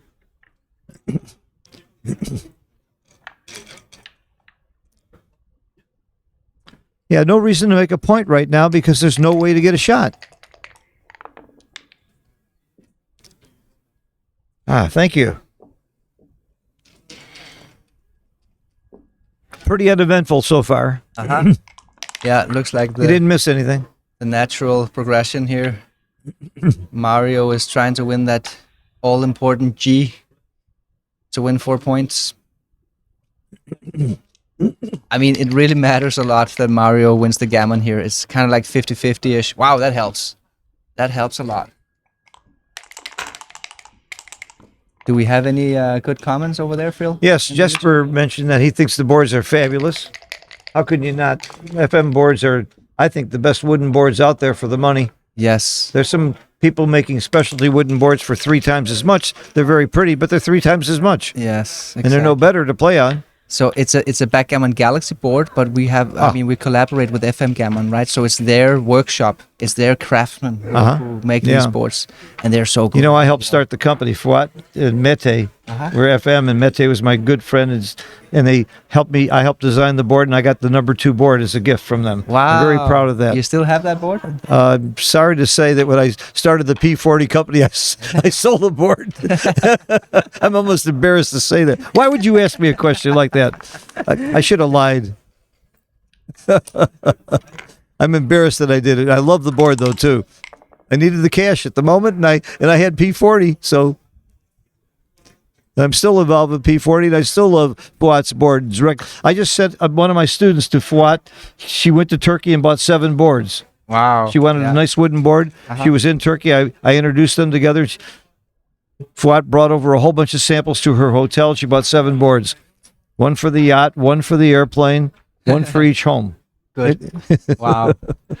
That was a good customer, huh? Yeah, it's a good customer. Good friend of mine now, too. So Peter's trying to figure out here whether he should leave with a 6, which will cost him a little bit of match chances here, but it's gonna. It's very close. Backgammon. Very close. Very close here because this is basically just saying, okay, I don't want to lose a backgammon. Yeah. But it's very important that there's 5 checkers there instead of 6, though. that's exactly what we might get to the Kuhl Classic again. we might get to see it twice in the same match. I played a match once where we had Kuhl Classic 3 times in a row, and we hit all 3 times. Really? 3 in a row. Wow. Yes, we are in position for the Kuhl Yes, Classic. and you're supposed to stay back, risk the backgammon. and we've seen Peter knows how to play the containment game, right? But there's some scores where you don't stay back. Look at this. Okay. He's okay. Sorry. Okay, I was a little bit maybe too it was right excited. to run. There are some scores where it's right to run where the backgammon isn't worth it. It isn't worth losing the backgammon. It happens at some scores. Yeah, yes, well, but, how about 3 away, 1 away, if he Crawford? gets the ace. Oh, the backgammon. We have a big roar in the crowd. Yes. Cheering for the German. We got a big crowd here. A lot of Germans rooting for Mario. That's big. That is huge. A backgammon, 6 points because he got it. He caught him in the inner board. Last Kuhl Classic setup, Peter eventually won the game, right? Yes. Now Mario just had his payback. Right. The backgammon. What goes around comes around. It only seems fair. And we've got a more exciting high roller final here. Let's remind the viewers that this is a super high stakes match. This is big. 54,000 euro to the winner. And we've got 28,000 euro. I have to tell you, when I saw that you have a $7,500 entry fee, I said, "You're nuts! You're not going to get more than 8 players. You got 16, and you got rebuys. We got 16, a 16-player bracket. Yeah. Last year, we called it the Paddy Rubin high roller. Yes. In memory of dear Paddy. And last year was a 5,000 euro tournament. So this year we had 16 as well. So this year we figured, you know what? Let's go even higher. Let's get bigger prizes. More glory. I have to tell you, I've been a close friend of Patty and Ronnie for many, many, many years, and I'm sure they're proud of what you've done with the tournament. You've continued the legacy. They have nothing to. They have to be glad that they turned this over to you. You're doing an amazing job. Thank you, And Phil. the turnout here and the reception, and look at how many people are watching the streams. Yes. You kept backgammon in the glory that it needs to be, and this is the glory tournament for backgammon. Thank you, Phil. Nothing compares. Yeah. Okay, so much for the cube adjustments from Peter, because now we're at a much closer score again, you know. So we got a Peter's match starting- now. Peters might want to have a look at the cube here. It's not that. Is this a cube? Could this be a cube? I think we need to split with Mario. This 3-stack over here on the ace point is simply And you're not right. acceptable. It's you know, huge to split. You have to get it going. Like for any of you watching, if you see a 3-stack on your 24 point, that is where your hand goes even before the dice hits the board. And if you see your opponent with that 3-stack, you should reach for the cube. I think if had the score been reverse, this would have been an easy cube for Peter. But he is still leading. You know, he's 6 away. 8 I'm away. doubling. I see a lot of market losers. You identify the threats. Good. Yeah, That's- you hit, and he doesn't hit back, and you're gin. Yes. So that's what Peter's gonna. I think Peter already saw this as well. He sees There's the market 27 direct shots, not to mention the indirects and the combinations. What is concerning Peter now, what he's trying to figure out is Double, whether yes. it's still good enough, because he is leading with 2 points. Very It was good a double. cube. Very good. I cube. was doubling there too. Very good. But I mean, okay, good. He takes it. The take decision here was, I think, rather easy. Yes. It was not. It was more the doubling decision. I'm that was, going to take credit. I developed something called reverse Woolsey's law. You know what that is? I think I can. I think I know. You figure it out? You can. You can. If tell you're the viewers. doubled and you're not quite sure it was a cube, then for sure it's a take. Very good. There you go. I like it. I'm a little bit surprised that Peter is actually. I mean, I would say impressed that Peter isn't just hitting immediately here. He realizes that The hitting is wrong by a little bit. maybe it's not that good to get hit back. Wow. You know, you're leading the race by 33 pips. 33 pips. I would have hit reflexively. 33 pips. That's a lot of pips. Wow, That's a good great play. You know, Great, very hard play to make. He's one man back. He's up 33 pips. So why get hit? You know. That's for me. That's like not having dessert. That kind of restraint it would have taken me not to hit. Yes, exactly. But it just goes to show how well he understands the game. I think he really understands that hitting is not automatic. 2-1. Does that come from playing the computer a lot, or does that come from just intuitive knowledge? I think Peter has so much backgammon experience. Like he's been playing. I mean, he played in the Ace Point Club in New York back in the 90s. I was there with them. I was that's playing in the East Point Club, and Peter Jess Thomsen and Falafel walked in, and I moved my annual meetings, my weekly meetings from New York to Dallas.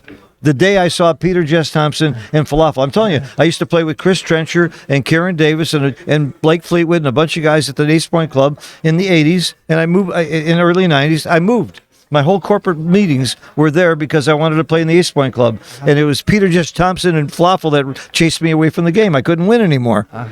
Yeah. It was a $50 chouette, and I was raking it in until they walked in the door. Changed my whole life. I went to Dallas, and Malcolm Davis and I had a nice game with Harvey Huey and a bunch of nice people in Dallas, and that was more lucrative for me. Wow, the 5-4 is huge. So Peter is not that he. I mean, he's what is he? Late 40s, early 50s, you know. But he's got so much backgammon experience. Well, I would walk in the morning, early in the morning. Alan Steffen, who ran the East Point Club, was a good friend of mine, Alan Lourdes. And early in the morning, there would be Peter and Falafel. They had spent the entire night with Snowy going over positions all night long. So this Everybody talked about what a natural player Falafel was. Yeah, he was natural after hundreds of hours of study. Yeah. Yeah, he didn't do much else other than That's right. play and study backgammon. That's all he did. Yeah. And eat. He ate well. Yeah, it's a cool play by Peter here. He goes for the blitz attack. Yeah, that's a dance, and this would have been a double pass actually. Sure. So Peter is in a good spot now. That looks a bit ugly. Is that really the best play? It's real close. It's very close. 0.015. Yeah, It's okay. close. The best play is actually to go for flexibility now. That's the play. That's the play. I mean, it's a little bit tough to find because you have so many blots here, but you want to take the chance early to then cruise it easily, cruise it later on. You know, if you make that move 11-3, it's safe for now, but you might get in trouble later on because it's ugly. You're front loading. This one is risky in the short term, but if it works out well, I would then not you have had the guts to make this play. yeah.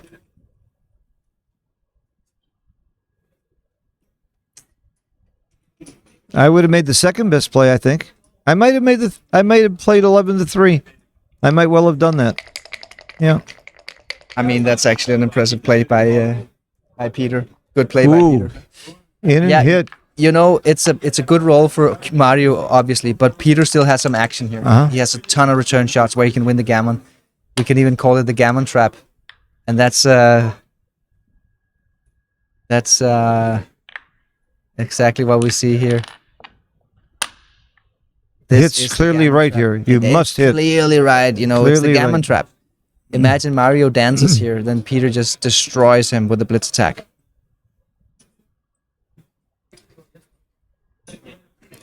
So Mario needs to perform super volatile position. Yep. Is he thinking of a recube, underdog recube here? No, that cannot be right. If the score was 9-1, I would think about yeah, it. then it's something else, but you know, it's it's a big mistake. Oh, big roll. Look at this roll. Wow. We've had some swing rolls here. Wow. That had to be the number one roll. Come in and hit two. That's crazy. That's the number one joker, and all of a Yeah. sudden it's Mario going for the gammon here. First he gets the backgammon, and now he gets this roll. That's a kind of a swing of fate. You can't even see. Look how calm Peter takes it. You know, he's just ice cold. He didn't even flinch. I'm sure Peter's been hit this hard many times Yeah. and bounced back. But inside, he's just as mad as any of us would be. Inside, it's Yeah. churning. So Mario's trying to figure out the last remaining 5. He's played. No, wait. He's played two of them. He's played two of them. Hit two. He's got So two more. Two more. I think you just got to bring Billy. I think you have to go to the 8-point, get a builder there.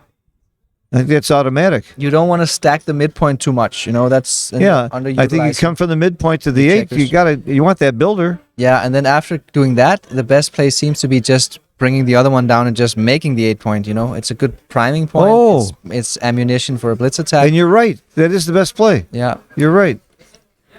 I mean, it's difficult to make a blunder here, obviously. Lots of good alternatives. I would like Well, stay they're not away blunders. They're just errors. I would stay away from stacking, ending up with a move that has 5 checkers on the midpoint. So I would find one of those combinations where I Uh-huh. have good flexibility and all. But it seems that it's actually quite nice just to make the 8-point. You know, it's a priming point. It's ammunition for a blitz attack, and then next time you bring your checkers Yeah. around the board. If you had another checker you could bring into the zone, then you might not make the 8-point, but this is at least productive. And it is another checker in the zone. It is, and that matters. You know, that really matters because Yeah. Peter's got 2 men on the bar. And which means that that's the move I don't like too much. No, He ends up with no. stacking the midpoint. It doesn't bring checkers in the zone. I learned this in the Is it Nordic Open final. Actually, Too good to double. I made a pretty big blunder where I was stacking the midpoint, and Falafel was doing the commentary. I'll never forget that mistake. And Falafel's not real forgiving when he was doing the commentary. exactly. I've had Falafel commentate my matches. You make a small error and you look like a fool. That's how I learned not to stack the midpoint. Thanks to Falafel. Yeah? Yeah, he had a good way of criticizing your moves. You know. Yeah, he give you 4-1 odds it was wrong. Yeah, Immediately. and then you had to take it. You know, because he's giving me 4 to Because he's 1. giving you the odds. It's still too good to double, by the way. Yeah, It's you still know, too good. it seems rather risk free to Yeah. try. Yeah. And at the score you're trailing, you want to be a little bit more greedy Yeah. than normal. It wasn't a blunder, but it was a real error. Like half a blunder here. Well, and I think it's the I match would have score. thought longer at least. It still looked like it was too good. It was probably a close decision for money, Uh-huh. but when you're trailing, you want to be more greedy to win the go for the I gammon. want to remind you that after this match, we're going to have some incredible matches coming up, including Wilcox Snelling and Steve Sachs, two great giants. Yeah. I'm not sure who the other match is And going what to was be. the line on that one? 120. 120. Because I bet on it. I'm not telling you which way. So 120 for Snellings, right? Yeah, and I forget. That makes him like a 55% favorite if I know my Yeah. American odds, Yeah, according to the bookmaker. That is. and Wilcox would be a much bigger favor against almost anybody else. Steve is one of the real premier players, and he's. There might even be some value on Steve on that one. What do you think? I'm not allowed to talk about it. I don't want to show any. By the way, they're both good friends. Steve and I traveled to Europe together last year. We were in Maine together last week. We did a lecture last Friday night. We had 35 people at a club that they never had backgammon before, and half of them were under 40 years old. It was really great. That sounds cool. Steve took the advanced, I took the intermediates, and Jason Briggs took the beginners. Okay. Look at this one, Phil. Yep. I'm working on a book called The Golden Point, where all positions in the book are a dilemma where you either make the 20 point or the 5 point. I've got 150 positions compiled, and this wasn't the golden point, but it's kind of similar. Do you Yes. anchor up? Do you make the 9 point? Do you hit on the 5 point? And these dilemmas are so much fun. What I use is what Joe Sylvester taught me years ago: offense, defense, defense. If I'm in an offensive position, I tend to make an offensive play. I'll make my own 5 point. If I'm in a defensive position, I'll tend to make theirs. That's not bad advice. It's good advice. But I think you're gonna It's like more technical than that, though. what I found studying all these positions, there's a lot of little details that I didn't really know before. I went through these positions. Well, it's called deliberate practice. When you really dive into something, you That's find right. things you never thought That's before. right. Like, how's the resulting structure? Are you stacked or are you flexible? Are you eliminating the utility of your enemy's checkers? Like, for instance, if your enemy has a stack on the 6 point, the advanced anchor is really good because it neutralizes basically his utility with his checkers. So there are many details that I discovered diving deep into that dilemma. I learned a saying long ago that I love. Every disciplined action has multiple rewards. But you're taking a disciplined look at it, and you find out 5 things you didn't realize before. Yes, and That's you can even apply it. I can't wait to read the book. Yeah. I've read every one of your books thoroughly. Believe me. The script is actually done, but we need to go through the editing phase. So it's probably going to take another 6 to 12 months, I think, before it's ready for publication. Look at this double 5, huh? That's a good roll. That is a great roll. It's hard not to come out. That's probably going to be the first two 5s. You got to get freedom. For me, it's hard not to make the 3 point. So But that's what you do afterwards. okay, I think first you come out. and then you make the 3 And point then is you make the right. 3 point. You do both. You do which both. he's not doing if he makes this play. Yeah. He's got to leave a checker on the midpoint. I mean, what other alternatives are there? I'm having difficulty seeing other alternatives. Yeah, I mean, you could play this one and then make the 3 point, but that's just inferior, I think. If he's come to the conclusion he's get not out. coming out, then that's why he's having problems. I don't think he's made that leap that he must come out. Maybe he's getting there. That's half of it. Huge difference between having 3 men behind a 4 prime and having 1 man behind a 4 prime. He got it. Good play. He got it. Yes. I don't see any other plays here, to be honest. Good play. Yeah. Beautiful. He got it. Play. He got it. Wow. Peter's back after being very unlucky in several games in a row. Now you make the He 4 point. Finally rolls a joker.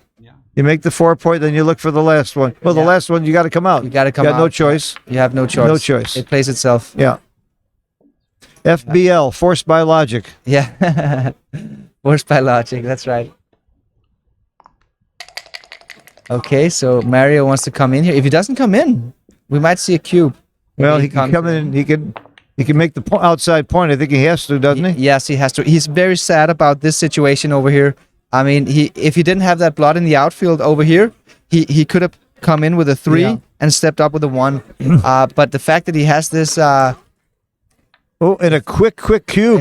Very quick cube. Okay. There wasn't any hesitation It at looks all. very easy to and it's take. not a double it's right on the edge. It's right on the edge. I Right mean, on the edge. not a bad cube from Peter. No, it's not bad. And again, it's one of those. This was one of those situations where the decision was on the cube side. I mean, the take was very easy. Oh yeah.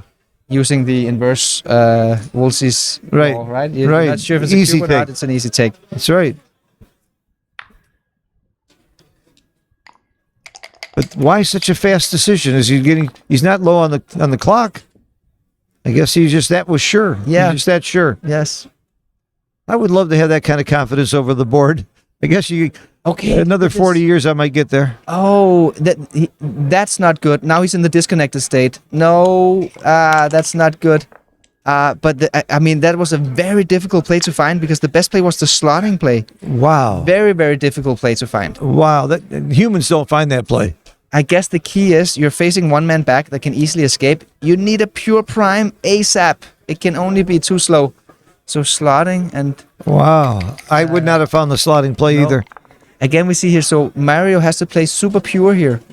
He has to play super pure. I think he wants to split the back checkers. And he doesn't want to... No. Look at it. He doesn't not supposed to split because of this. Black is too dangerous here, so it's dangerous to split the back checkers. I think that's why splitting is not the right idea. No, here. it's not on the list. He doesn't have a good 4 to play if he splits. Yeah. Like, if you do this, where's the 4? You're not going to stack, right? That play is a little bit weird. That seems just weird. You know? Look at Peter's. He looks like Phil Locke, the Unabomber. Yeah. Peter Jess Thomsen. Look at this. Yeah. I said Phil X still plays a great game of backgammon, by the way. I don't know how many people know that. That's what I've heard. He still got it. He's a brilliant gamer, you know. Last week he won a whole bunch of money from somebody I know. Okay. He still played a great game of backgammon.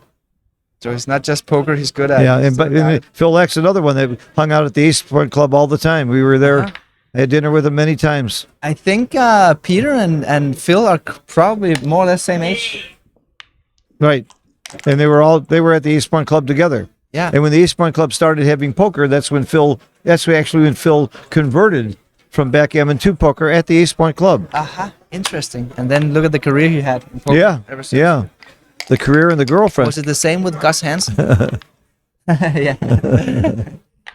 He what do you call it? Like Meg Tilly. yeah. He got a career and a great girlfriend out of it too. He scored upwards, you know. Yep. Well done, Phil. 4-2. Okay, we make the deuce point.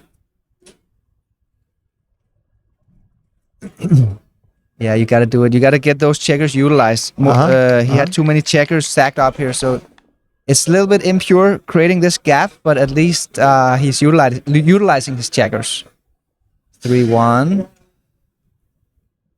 I mean, he's probably thinking about slotting here. He's down to 12 men in his front position because he got 3 men stuck. Slot and play to the 8. Yeah, look, slotting is the right play. And playing to the 8. That's right. You need to play efficient.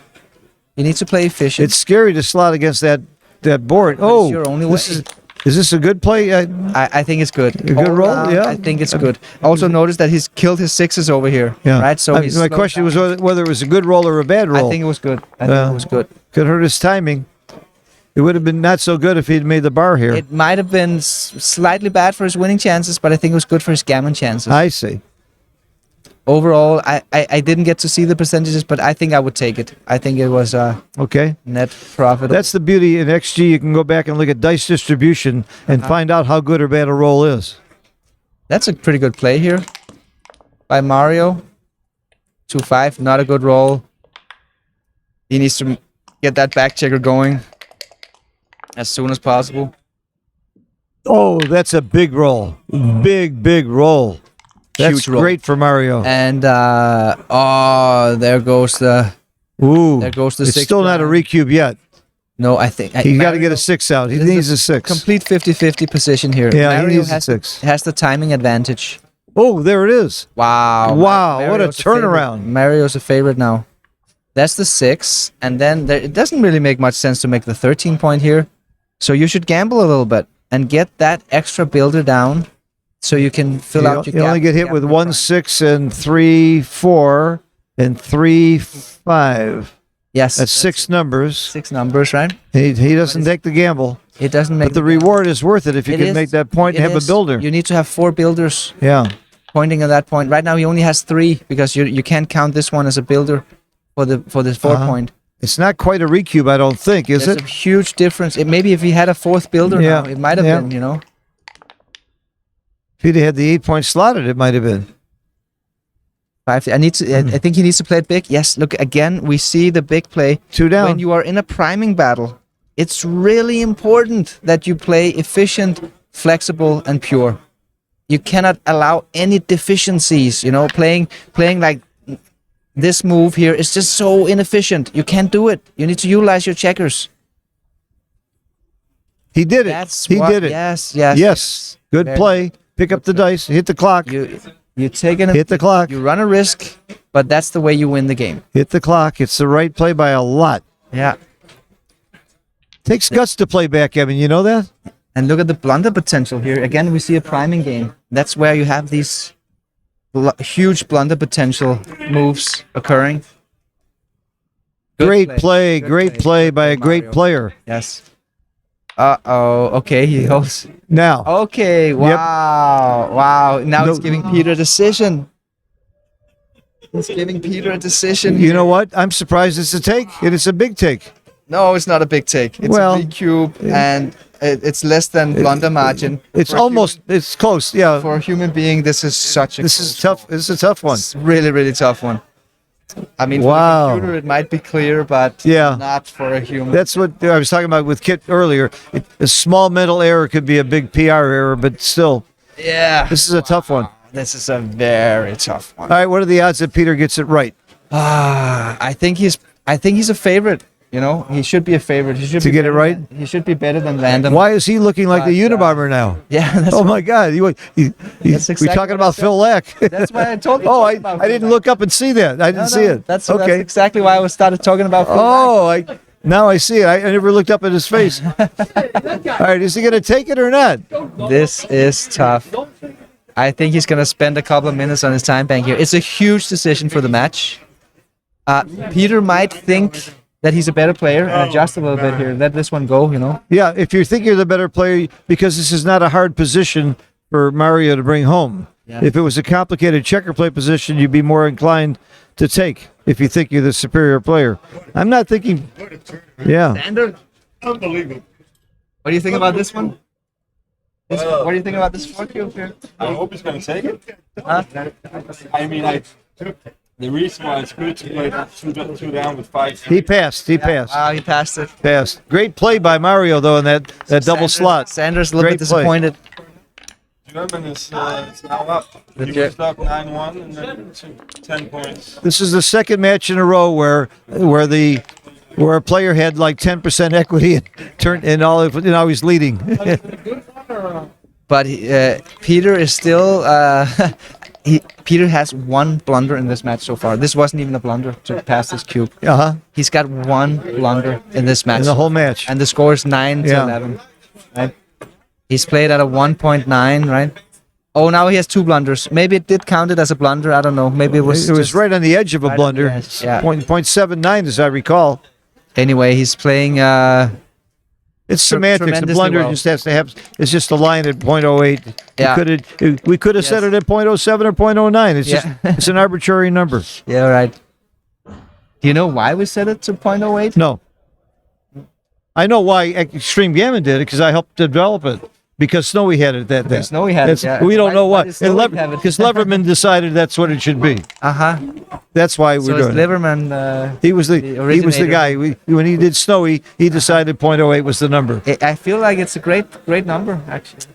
If it was 0.07, we'd all accept that. Yeah. You know, it's arbitrary. No, we wouldn't, Phil. That would be too low. You know, we All right, if it was 0.09, you'd accept that. I wish it was 0.09. We'd all look better. That's a good point. I'm a 0.08 player. Yeah.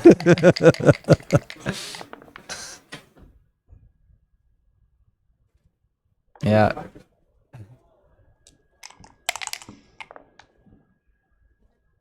Six-three. You got to make the. Is that the play? No. Okay, it's close. It's close. Okay, very close. I would have gone for the anchor there, but I think the match score is influencing it a little bit because now Peter's the one trailing, and he wants to go for the offensive movements. 6 away, 4 away. Yeah. That's not gammon go light. It's gammon gammon go go light. Exactly. So we are seeing some adjustments. I think that checker play was actually an adjustment. I think Peter would have made the anchor in a neutral score rather than the 5 point. 5.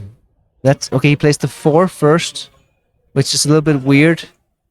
Because Now, then you're one thing that just hits me anytime somebody's 4 away is if the cube gets turned, gammons win the match. So the gammon value is going to be very, very high. Yes. In favor of Mario if the cube gets turned. That's right. So in gammonish positions where Mario is the favorite. Oh, here's the Mario cube. is actually. Here's the cube. Oh, that's And it's nice a very good cube and a very big Yes. take.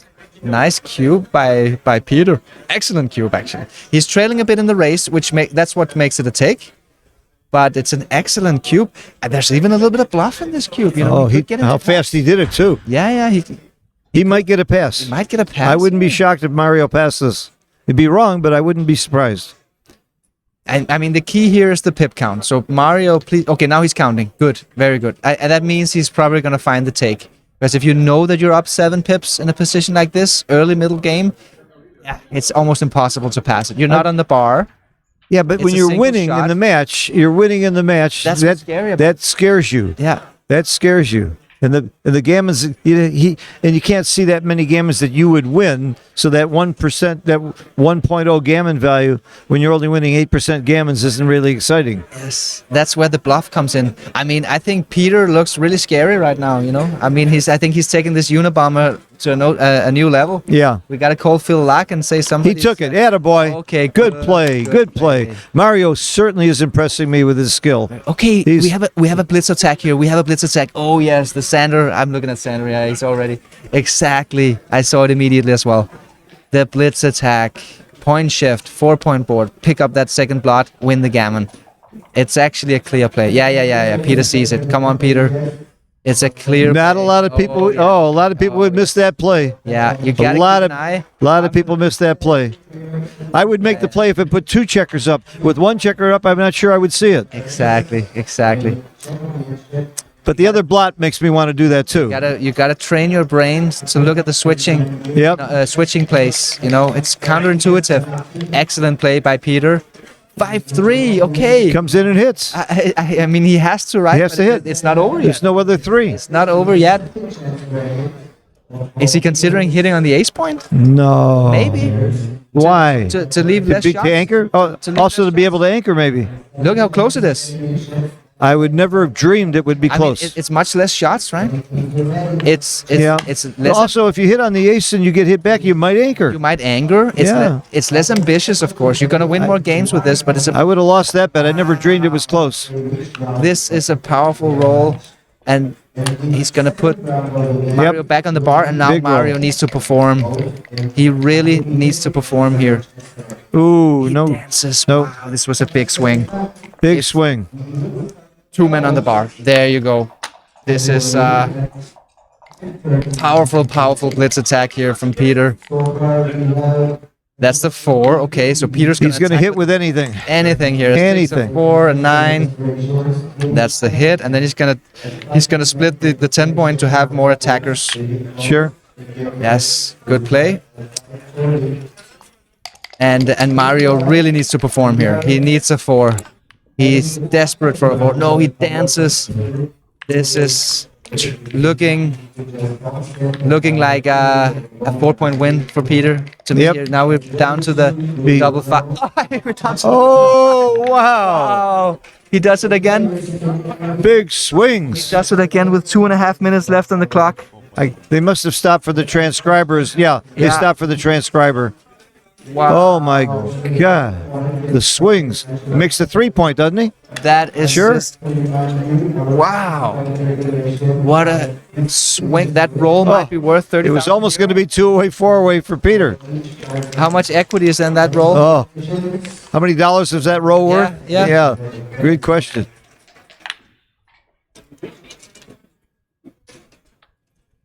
Okay, but it's not over yet. So Peter enters immediately, makes the 7-point. Not a Yeah. bad roll, actually. He gets to make the 21 and the 7-point.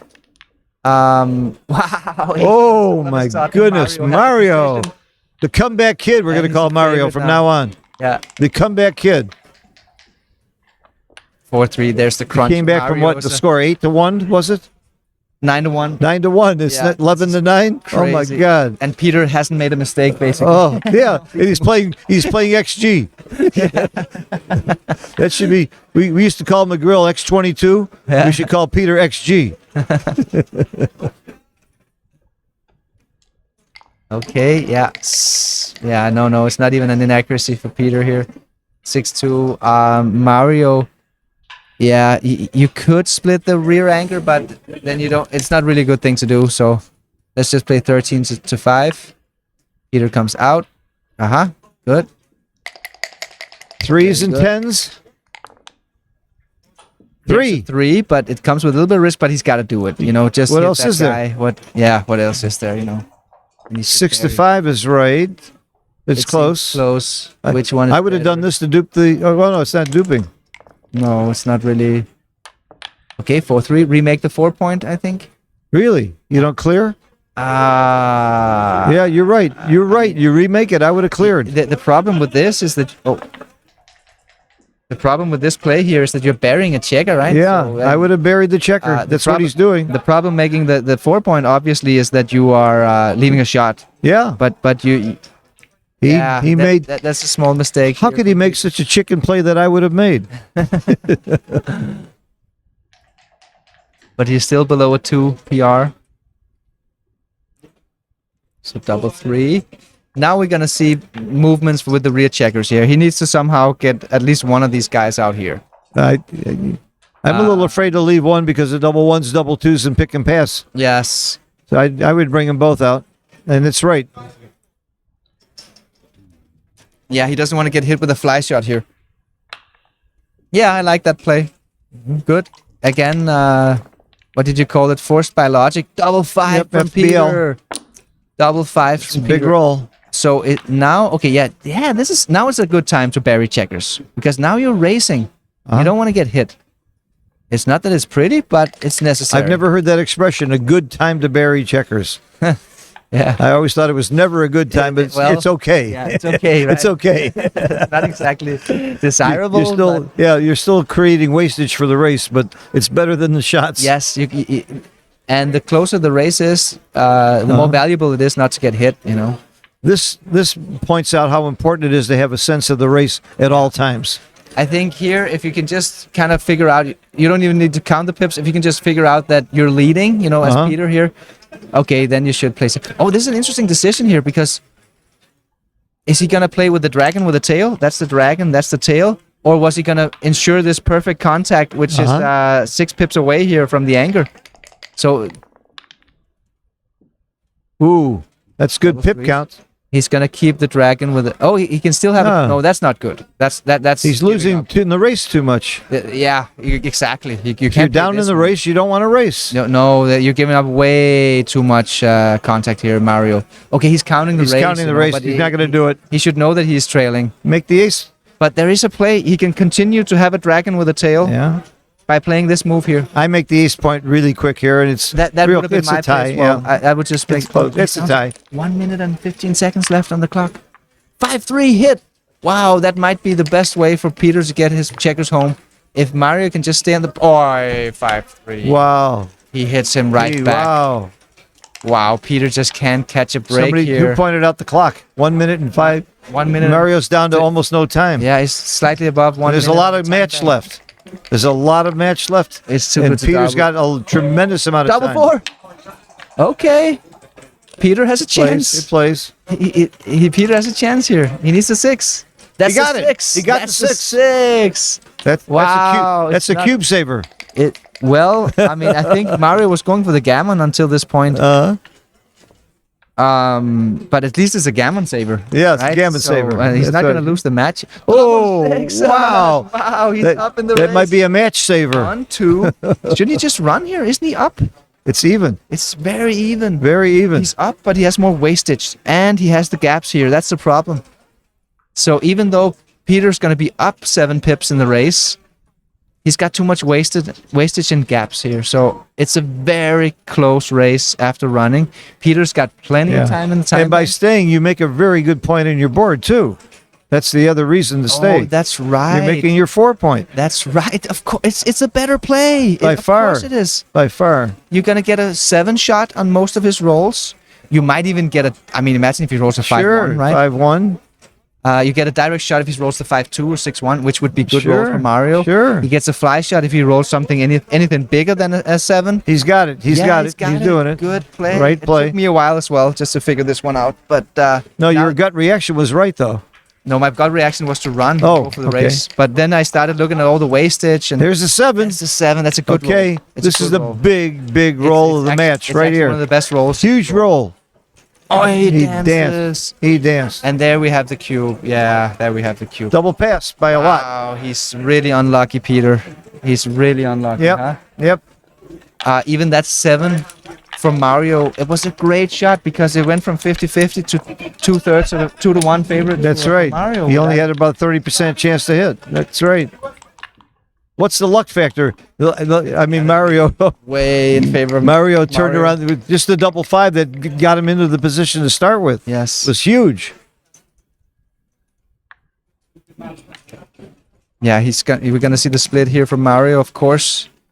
Keeping volatility down, gammon's down. Yeah, Mario's luck factor is almost 3. Yes. And at the 6 away, 2 away, maybe we could even call it gammon go, or gammon go light, or gammon go even a little bit more than gammon go light. This is a very gammonish score, Yeah, obviously. Well, checker play is certainly gammon go. Yes. The question is the cube. Yeah, that takes away. a lot John of the O'Hagan power, and I, unfortunately, 12 years ago, came up with a formula for when do you double your opponent when he's 2 away? When he's within 8% of his take point. It works every time. You're not adjusted for gammons. If his take point's 22%, you double when he has 30% in a race.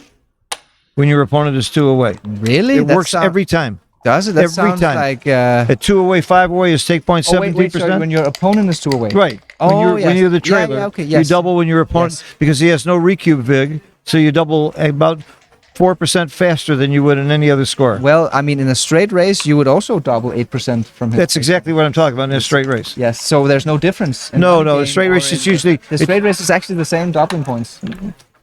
if you use the Keith count and you're over by 4, and his take point is 22%, you're doubling when he has 26%. You would be doubling at 30% if he's 2 away. It's 4% faster doubling when he's two away. If you use the Keith count. I don't use the Keith count. Well- I just use percentages. If you use the percentages, it's going to be 4% more. That's a good play, by the way, by Yes. Peter here. Okay, let's finish that discussion later on. Yep. It's interesting. Okay, 5-4. That's nice play. Okay, I would have played Peter's play as well. I liked it. And apparently, the computer prefers to run. I like the cover. Oh, look at. Oh wow, Another huge That is joker. Oh my crazy. God. the German This is spectators this are is- clapping. What a this is joker. Mario's 14th big joker of the match. Wow. Wow. And he can just win an undouble gammon here. for the Wow. match. Yes. Peter has to really. He has to do something here You know what I like though? to not lose a The gammon. Germans who are watching are screaming like crazy when this happens. It's not because he's German. They like this guy. He's a nice guy. It's not just about the country. Okay, he doesn't pick up that third guy.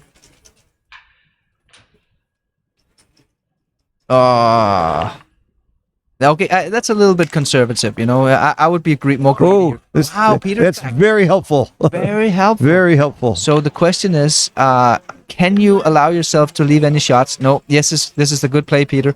Because the problem, even though it's more flexible to make this play, you are risking getting a fourth man sent Yep. back, and you don't want that. And a Then you gammon can costs lose you a the lot of match. gammons. You lose the match if you get gammon. You have no more hope. Yes. So gammons are important. This is a little bit crunching. He's crunching the wrong. Okay, it's not a big deal, but I have some pretty clear rules for when to run here from this, and this was actually one of those. Are cases. those rules in one of your books? I need those rules. No, it isn't. It isn't really. Yeah, how selfish of you. Yeah, it should be.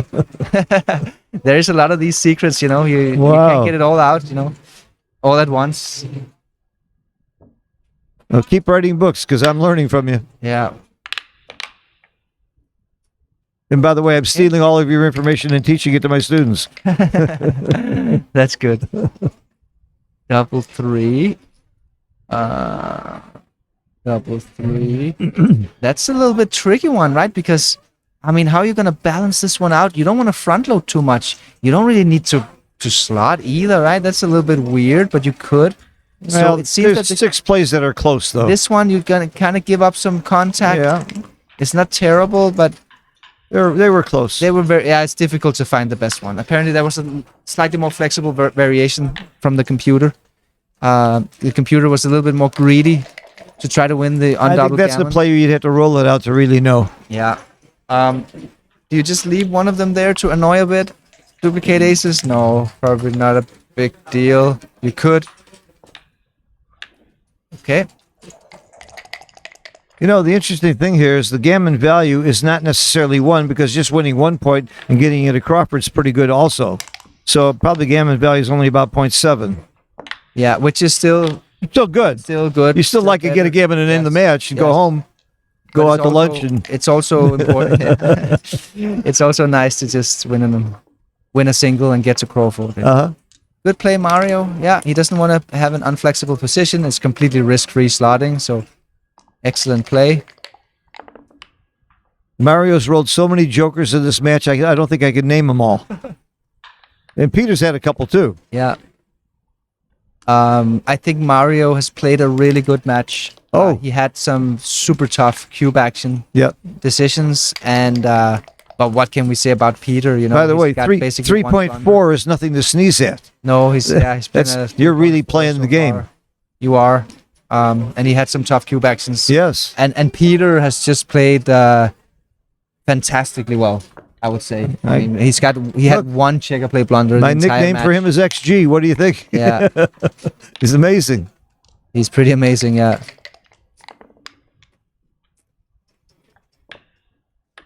And we've seen the same kind of play from Kazuki this tournament. Yeah, Kazuki seems to be Coming into it. Coming into it. Yeah. Yeah. It's going to be exciting to see if he can get some big results here this year. And Oliver Squire, 3-1. with horrible time pressure last night, played under 3. Oliver is getting really good as well. He Yeah. played a 3.5 in the UBC. Yeah, another And college kid. He even made it to the quarterfinals of the UBC, Right. where he was knocked out by who was it? I forgot. But one of the top players knocked him out. I think it was Dirk. Zedek. Was it Stanek or Dirk? I thought it think- was Zedek. I Oh no, could it be was wrong. Mochi. I think It was Mochi? Mochi who knocked him out. Yeah. Mochi, of course, came back and he won the contender tournament in the first try. I've mentioned You know? that a couple times. Is it still December in Copenhagen against Sander? It's probably going to be December in Copenhagen. Oh, great. We haven't settled anything fully yet. Do you need a commentator? Perhaps. Perhaps. I've never been to Denmark. You've never been to Denmark? Never It's the been to Denmark. Backgammon capital. I of the world. know, I Copenhagen. know. My good friend Carter keeps screaming at me, I got to go to Denmark. Yeah, you should. You should. Aside from the backgammon, he said, I got to go to Denmark. You will like it, especially if you go in the spring or the summer. Uh-huh. December is But actually you're quite inviting me in nice. the wintertime, are you? Well, actually, December is quite nice too because you got the Christmas thing, Uh-huh. Christmas market. Sure. If we're lucky, we get snow. Not always, but sometimes we can get lucky and have snow. Well, I'm from Chicago. I've seen snow. All right, it's Yeah, gin. No need It's to. gin. It's over. Yes. So Okay. Crawford 6 away. 1 away, 6 away. Do you know the percentage here, Phil? Do I know the percentage? I'm guessing it's 12%. 11. 11. Okay. So not bad. Okay. Yeah. 11%. I know you play gammon go. Now, does the gammon matter that much? Yes. Yes, it It does. absolutely It does. does. That's the first thing I look at Crawford. If Very you're on good. an odd number score, you really want a gammon. Yes. If you're on an even number score, you don't worry about it too much. And the logic is that all post Crawford games are played for 2 points. So it really matters whether you're 5 away or 4 away, because 4 away is just 2 games to win. 5 away is 3 games to win. So Yep. And Peter- I've seen so many players really trying for gammons when it didn't matter or not worrying. Yeah. just not. They always think whenever it's Crawford, you try for a gammon, and they're Yes. wrong. you're absolutely wrong. if it's an odd number away, it's almost worthless to win that gammon. That's right. Well, it's worth 0.024%. Yeah. That's what a free drop is worth.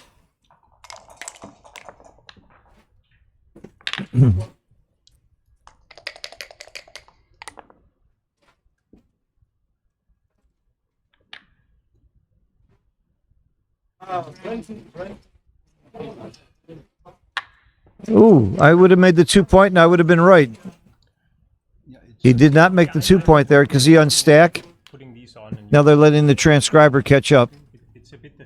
But that last play, it wasn't a big error, but he came down and made the 9 and could have made the 2. Yeah. And this is one of those positions where it's dangerous for Peter to split the back checkers. Okay. I mean, worked out very nicely. But he's out of timing, you know. We have another priming battle here. I think Peter can actually win this one. Okay, he needs to play pure here, Peter. So what's the purest play? It's 13-9, and then it's 7-5. Exactly. 6-4, you mean? Yeah. No, 7-5. Sorry. 6-4 is right. Wow, it's even. It's 6-4. It's even that one. 6-4. I was talking about a pure play that wasn't even pure play, and I didn't even mention it. Yeah. Oh, double 3. Wow. Very bad roll. What a roll for Mario. I mean, I feel. Well, he's had his share of jokers. I shouldn't be biased here, but I feel bad for my countrymen. Yeah, I understand. You know, Peter is in the. I feel bad for anybody who's been jokered a lot. Super high stakes match, and he just has to endure joker after joker here from Mario. Yeah. And this is, I mean, he just a gin position. Oh yeah, it's a gin position. You know, now he's left. Yeah. Why not? Okay, you have to think about this one. Are we covering or coming out? This cover. Is tough. This is cover. Tough. I mean, you don't need to win a gammon. I cover and it's wrong. It's wrong because you don't need to win a gammon. That's why you should just. I mean, the pure priming moves are worth more when you just have to win. Wow. And the cover was so natural to me. Yes. Wow. I wasn't really sure. I mean, I think I could have made the same mistake here, but at least I realized that it was a decision, you know? Keep in mind, he's playing very quickly. He doesn't have a lot of time. 28 seconds left. Yes, that's another.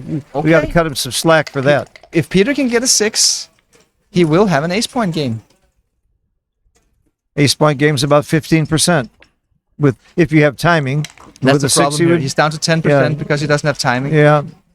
Killing is okay. Interesting. Yeah, it's very efficient to make this move. And he can still move a 6 on the other side of the board. There's the 6. Ooh. That's a great shot. And I think now we're up to those. No, we're still. We're still at 10%. We're still at 10%. Nothing much changed. Yeah. I guess because he crunched the 6 point, we still have bad timing. He wants small numbers. That's not good. That's not good for. Okay, he's saving a 6. He made that play really fast. Clear from the rear against the ace-point game. Yeah, when you don't need a gammon particularly, why would you peel?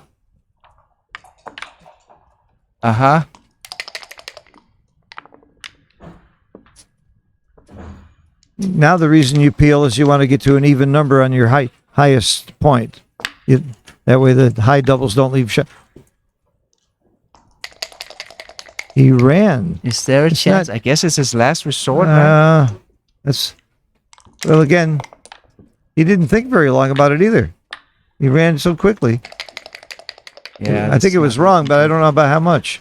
This is not good. It was wrong. Peter. Why would he do it? He's not the one under time pressure. He's got 10 minutes.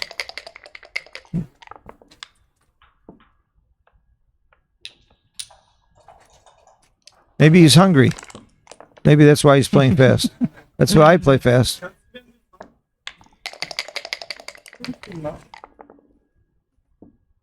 I want to do a quick interview of Mario if we have time.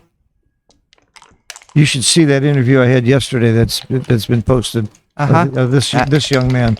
The best interview for Backgammon. What he's going to do for the game is almost as good as what you're doing for the game to promote Backgammon from now on with his Sports Olympiad. Really incredible.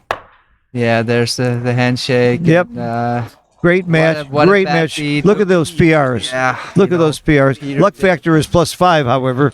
Peter did everything he possibly He could. did all he could. I mean, he made one blunder in game 2 or something. Yeah. And that was about it, you know. Yep. Then he played like a machine for the rest of the Yep, match. here comes his fellow Germans, Andreas Humpke. Congratulations to Congratulating Mario him. And let's see winning. if I can get him over here. You want to interview him? No, let's. Okay. I'll let you do that. I will get him. You can stay here. Okay, good. What a victory for Mario. Oh, wonderful victory for Germany. His whole country was alive on that match. €54,000. Yes. Was it 56? No, it's I think it was 54. 56,000 euro. First prize, incredibly, incredible high roller tournament. Let's see if we can get one of the players out here. Yeah. Stay tuned for some great matches. Again, I know Steve Sachs and Wilcox is going to be one of the matches. I don't know what the other match will be. There he is.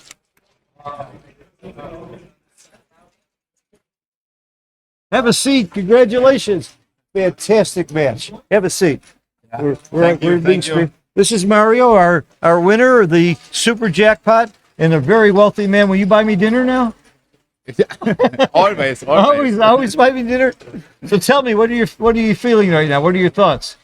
Yeah, I was trailing a lot. Yeah, I think 9-3. You had we think 9-1. Yeah. we figured you had 10% equity in the match, maybe. Yeah. Yeah. And then after this, I had a streak. Yeah. Wow. Lost no game. You may have I wrote some really jokers like 5-5 from the bottom. Oh, And you had it some was great the jokers. same like in New York. Yeah. I wrote a super important 5-5 at the end against Victor. Against Victor in New York. I remember that. It's my favorite number. Okay, they talk about how you're lucky to get those jokers. You will never get those jokers unless you put yourself in position to where you can get the joker. I mean, it's Yeah. not, and then you played them well. But look, But you I played saw well, though. You played Peter very did, well. I saw during the play that Peter, he played very well. Yeah. Oh, guess, yeah. Peter played like, He is one of the. I have a best new players. nickname for him. You know how Paul McGrail was X22? I'm calling him XG. It's, He played well, but you played great too. You had one really poor prime versus prime in the very, like the second game where you came out with a 1/6 hit, which is clearly wrong. You were supposed to make the prime. That hurt your holding PR. the bar point. Yes. So that hurt your PR. But you take away that one and you made it quick. It was just something you just didn't see. If you take away that blunder, you probably played the 2. I mean, I'm very impressed with your skill. And you've Thank only you. been playing match play, what, a year or two? This is kind of new for you to work on match play, isn't it? I work on match play since about 9 months. 9 months? Oh my No, God. I played 20 years ago. I played tournaments, but over the last 10 years, usually I played only one tournament a year. But since New York, I started to play a little bit more. So this year my 5th tournament. I've been working on my match play for 46 years, and I can't come close to your skill but level. I played backgammon a lot also before, but not so many tournaments. Yeah, but you got another thing going for you. It's IQ. You've proven yourself. You're a very smart man. Thank you. I've never known a dumb giant in my life, and you're certainly. Are you on the Giants list this year? No. You're gonna be- you're gonna be one there. time I was. How could you not be- 2001. I know why. You don't play enough tournaments. But this year you told me you're going to start coming to more. We're going to see you in Dubai, and we'll probably see Yeah. you. And we'll see Yeah, you at sure. the Nordic, maybe, Yes. and we'll see you at Cyprus. Cyprus. Well, I mean, you're going to be high on my list for the Giants list next year. Congratulations. Thank you very much. Spend the money well. Buy me dinner, Okay. and we'll see you more. Good luck in the main tournament too. Yeah, thank you. How you doing there? Second chance. Second chance. Well, you can still win you can still be the world champion. That's what we love about this game. It's a long way. Good luck. By the way, it's nice to see a nice guy win. You're one of the good guys. Thank you. Congratulations. Stay tuned. We got some big matches coming up.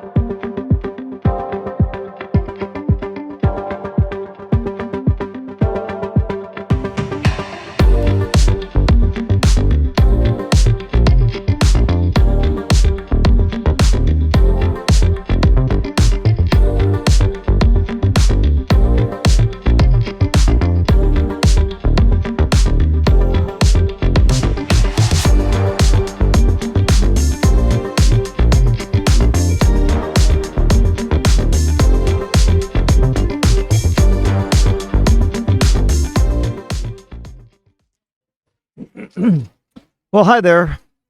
Bill Simborg again from Monte Carlo. I'm privileged to be doing the commentary on an amazing match that's coming up between two giants of backgammon. When I say giants, that means they made the giants list in the top 32 in the world. Yeah, I guess 64 is also a giant because I'm on the top 64. So let's call that giant too. Very proud to be there. These guys are in the top echelon of the world. Wilcox Snelling, and who was number one in the world at one point and gave up backgammon for a long time, and we are very privileged to see him come back. He's been competing fiercely and doing incredible things with his PR and his skills and ability, and proving again that he's certainly one of the top players in the world and contending for this top spot. He really is an amazing player. Steve Sachs is his opponent, and Steve has been on the Giants list. I think he's been as high as number 6 in the world. He's been up there for a long time. He's part of that LA trio of Steve Sachs, Joe Russell, and Bob Wachtel. 3 incredibly great players. They played each other all the time. They learned from each other. They worked together. They traveled together, and they're virtually unbeatable. I think they both admit that Wachtel probably had the better PR and some international results, although Joe Russell is a world champion. Steve has been very impressive in his wins and his skill level, and very good teacher as well. He's part of the Backgammon Learning Center that Perry Gartner and I founded. Mochi's a part of that group. Dirk Schiemann is a part of that group. I could go on and on with a list of superstars that are our teachers. Frank Talbot. I won't go on and on. I'll stop. But he's a great thinker of the game, and